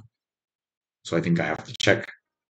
And this player has been quite happy betting when check two often as well. So I think it's fine. And then I was going to check raise probably, unless maybe if they like potted it, I would just let them keep bluffing, and they're putting a lot of money in. But if they bet half pot or quarter pot, I would check raise. Once they check back and we get the break turn, I think I could have some block bets for like pocket sevens and 7-8 and stuff. But I think most of my betting, I'm kind of saying I have a bluff or ace nine plus that trap the flop, and I think all of those are worth a big bet. So I think maybe I could go 3/4 pot, but I think at least 3/4 pot, and I chose the over bet, which I think is fine, and just hope that they have get sticky or have like have the ace 8 or something.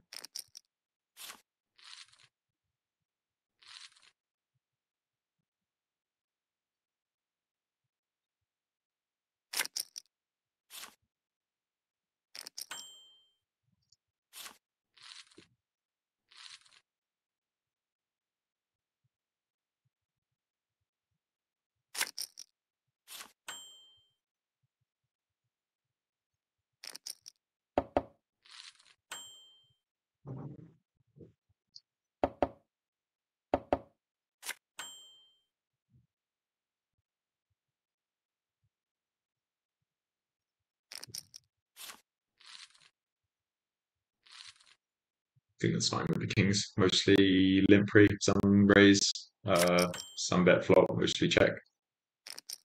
And then turn, I think I can check again, but I was a bit worried they were like snap check pre and flop. I thought maybe they were less likely than normal to put money in on the turn versus a bet. So just like kind of don't risk it and put money in myself.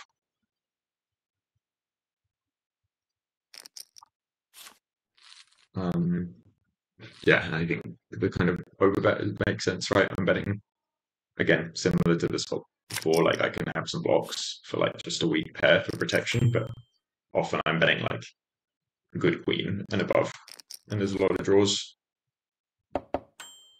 and my value is strong and has a lot of equity blind versus blind. Like even something like queen without a kick, without any kicker that plays is like worth a lot of money post flop, just like in the limp check blind versus blind pot there. So I think, I think the overbet makes sense. Maybe I could even go 2x pot, but it's not. I didn't bet the flop, so it's not like I need to be so polar that I'm only betting 2x pot yet. But yeah, I think any kind of big size works. I mean, check to check raise would be fine versus people, but you need people to be putting enough money in, like bluffing enough and betting thin enough for value on the turn. And I don't think that people do often, so just chose to put the money in myself. I think the ace five is interesting. Like,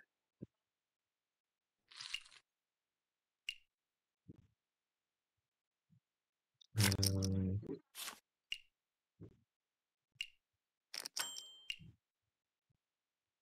yeah, like I think it's fine. People have a lot of like single pair hands that they fold. I can bluff some rivers. Like I have the ace of clubs, so I would bluff a club river probably. I can hit it ace and maybe be good about like against king nine or something. I can hit a 10 and be good against almost everything.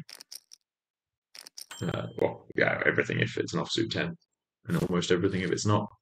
Um, they didn't raise the flop, which I think people shouldn't raise the flop much their three way, but people do when they have a good hand. I think a lot, and when they call, it's like more likely that they have a weak hand that they'll fold turn with. So I think the bluff is kind of good, and we'll probably get through a lot.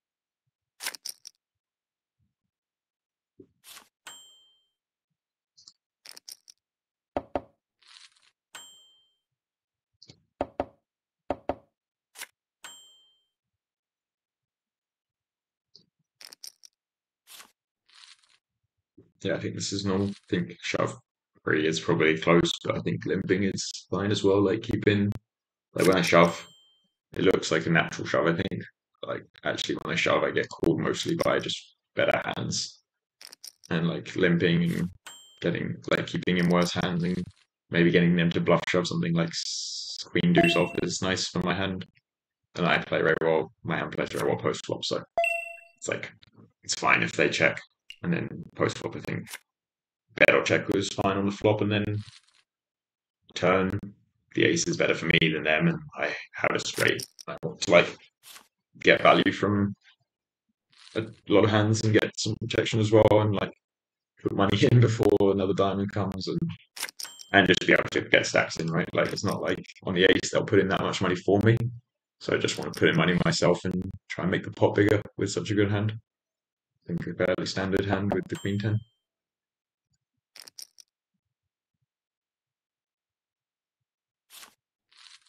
A very nice spot for my hand there. Unfortunate that they folded. But yeah, can't really complain about how things are going this session.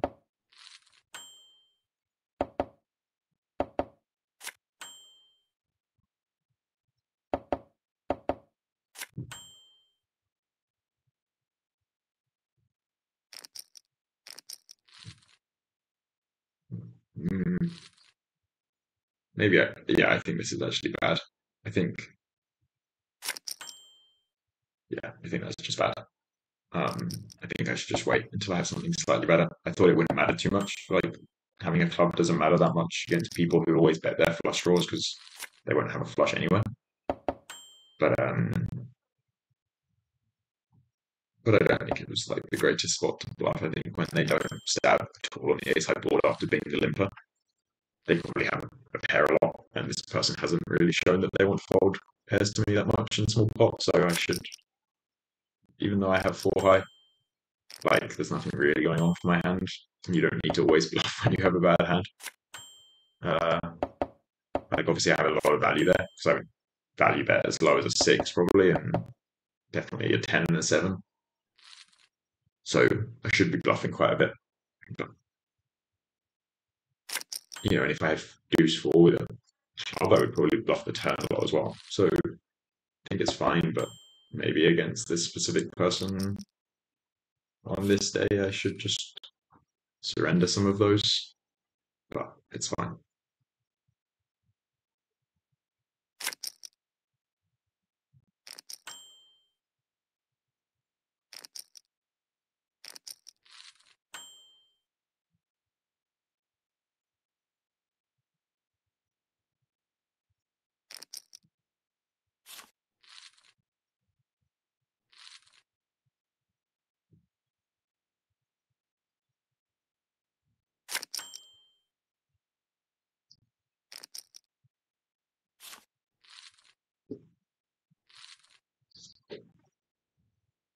yeah, I think the ace 10 is reasonable there. Like I can small bet the flop, but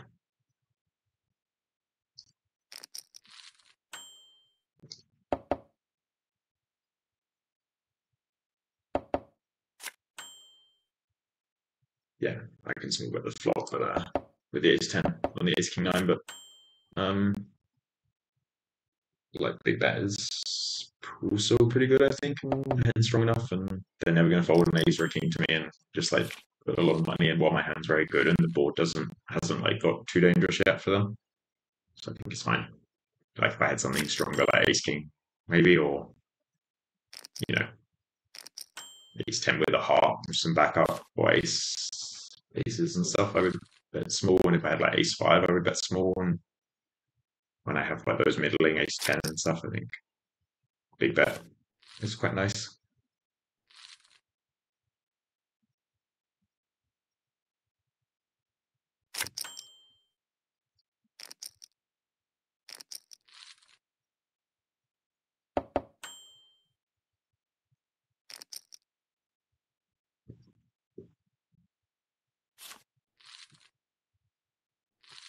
Yeah, I just really bet my hand king queen on the 8-8 deuce there. Actually, like, you know, it's heads up and king queen high is still very strong with the backdoor flush draw. And if they check raise, I would just call and see what happens.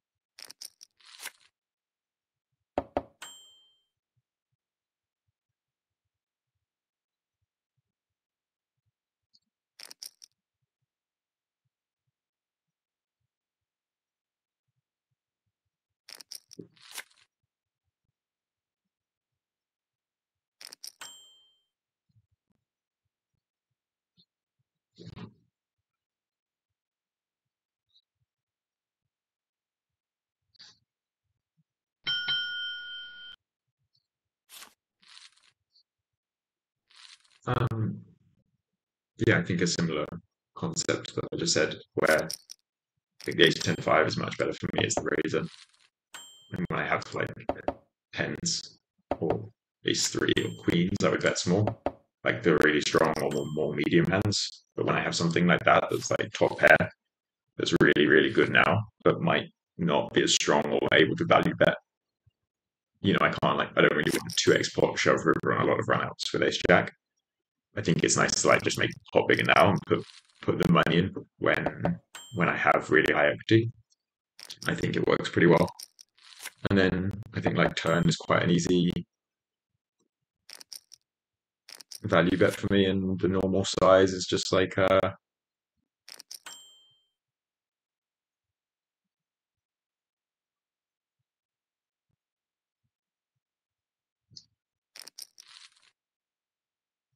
yeah, the normal size would just be like the 3/4 I think I went. And then river, I know they bluffed earlier. Well, actually, I'm not sure whether it was this player, but they got bluffed earlier with the ace 9 or like ace king queen. I think this is a different spot. Like there weren't many flush draws or draws at all that could check call two streets, maybe like 4-3. But they had like this person has not been folding much to me, so I think they just have every 10, and it's really hard for them to have a draw. So I think they would just have a 10 a lot. So I think it just makes sense for me to just fold the river. Um, if the river had been a brick, even like a queen, I was like value shoving most rivers. I think that again, this player hasn't been folding much to me, and yeah, like top pair with third kicker is just really strong. Like it's basically top pair, top kicker because they would always three bet ace king and ace queen pre flop. So I basically just have best hand unless they have two pair, and yeah, it's just quite hard to have two pair heads up or in poker in general. Um, the Jack 8, I think, was fine. Like I bet flop, which is standard. Turn is not standard, I think, but it's fine. Like they wouldn't have an ace that often, and they just won't have an ace that often, and they have a lot of just like king high, uh, pair of fours, pair of twos, like gut shots, flush draws. So I think I just get value from my hand, and if people aren't check raise bluffing enough, which maybe this person is, but in general people don't, then you just get to like get a cheap showdown. And then when I river trips, I would have value bet big, but they led, and they kind of led a size that's saying they have a jack or they don't. Like I don't think they'll do that with ace seven or something.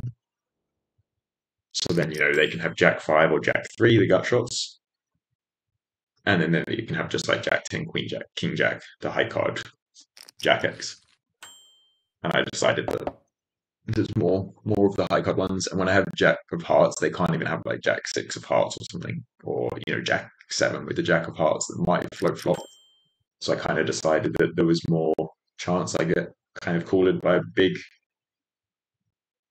by like king jack like they had than there is me getting jack five. So I just called, and unfortunately they had king jack.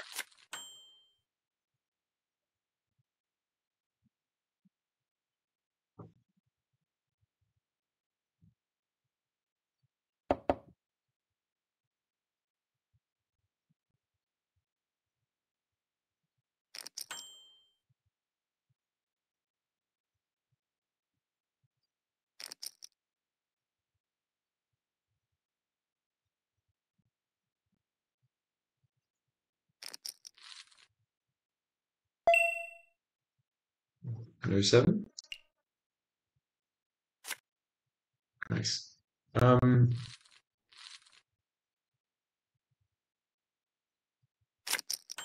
Yeah, I think so. I think pre-flip there, my hand is normal. Their hand is normal. Like they want to bluff some of those hands. Flop, I think queen 6-5. Like they should be betting slightly bigger, which they did, which seems good.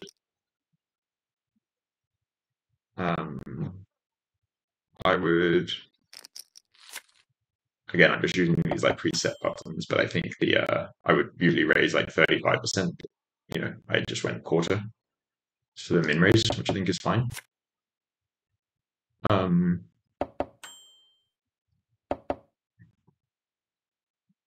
and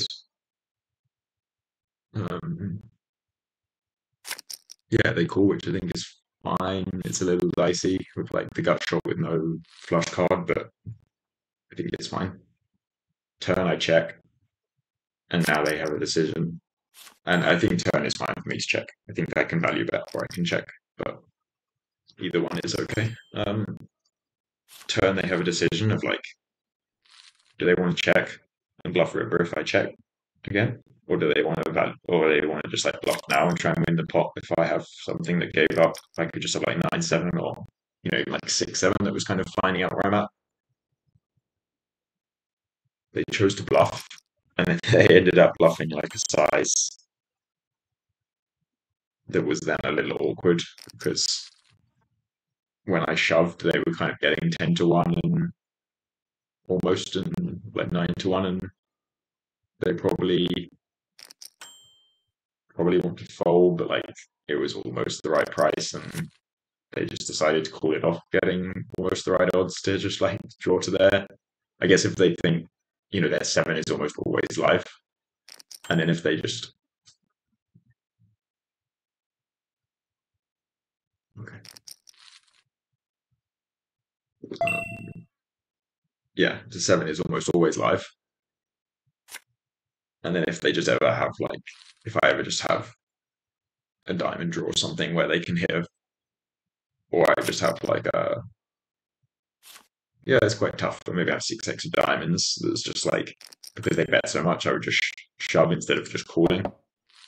So maybe they think their eight's good sometimes. It's a weird hand. The Jack 10 is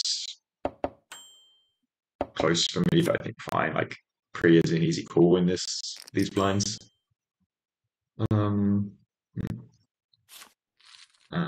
So yeah, pre's an easy call, flop's an easy call. Turn, it's like if the turn was something like an 8, I would fold. But on the 9, I have the equity now again, like added equity against ace, king, and aces. And I think that they would still bluff just like ace, queen, and ace, jack sometimes. So I can be ahead. I need 33%. When they have ace, king, I have 20. But when they have like ace, queen, I suddenly have like 75%. So I think that it's very close. And it's not like the nicest spot. But they just bluffed the 8-4 in a spot that a lot of people don't bluff. And then they called off, which kind of shows us also that they're willing to gamble. So against someone who is willing to bluff and willing to gamble, who is shoving turn there, where it's kind of easy to have just ace queen and ace jack every time, I think I just have to call the jack 10 and hope they have ace jack or ace queen, but accept that most of the time I will be facing ace king. But that's okay. That's what getting odds is for.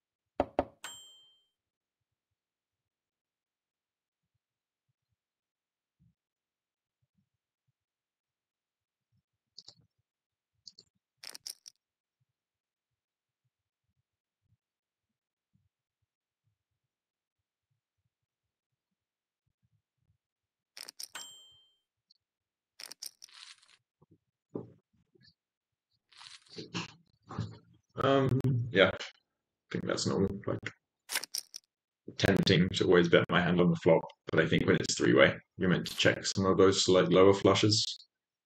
So I think that's fine. Turn, I think I should just call. I don't want to raise much after checking that flop.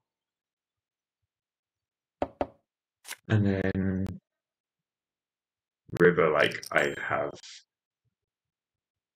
have to fold to 10% pot.